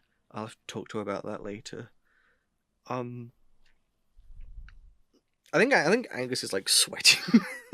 Yeah, he's stressed. There's this voice. It's talking about his masters. It wouldn't tell me who his master was. It didn't seem to like talking about that. It didn't. I have a book on the previous priests. None of them have death dates, which wasn't very helpful and kind of scary. The voice.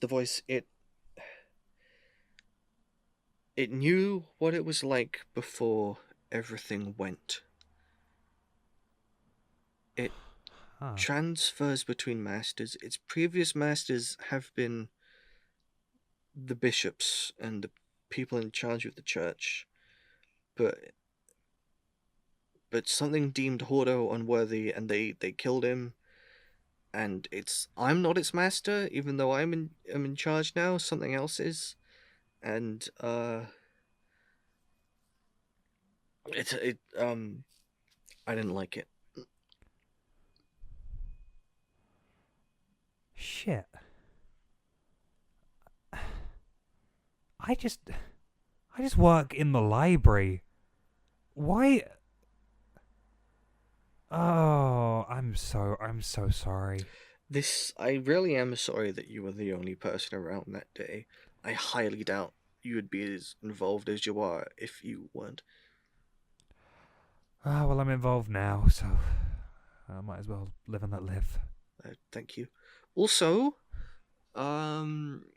she who seeks truth, and this whole thing happened where there's this guy going around deleting people from history, and he rewrote the timelines a little bit, and to get the timelines back, Masha made the decision to combine She Who Seeks Truth and Mystery and this guy who's the false Hydra, and now your goddess is kind of something completely different.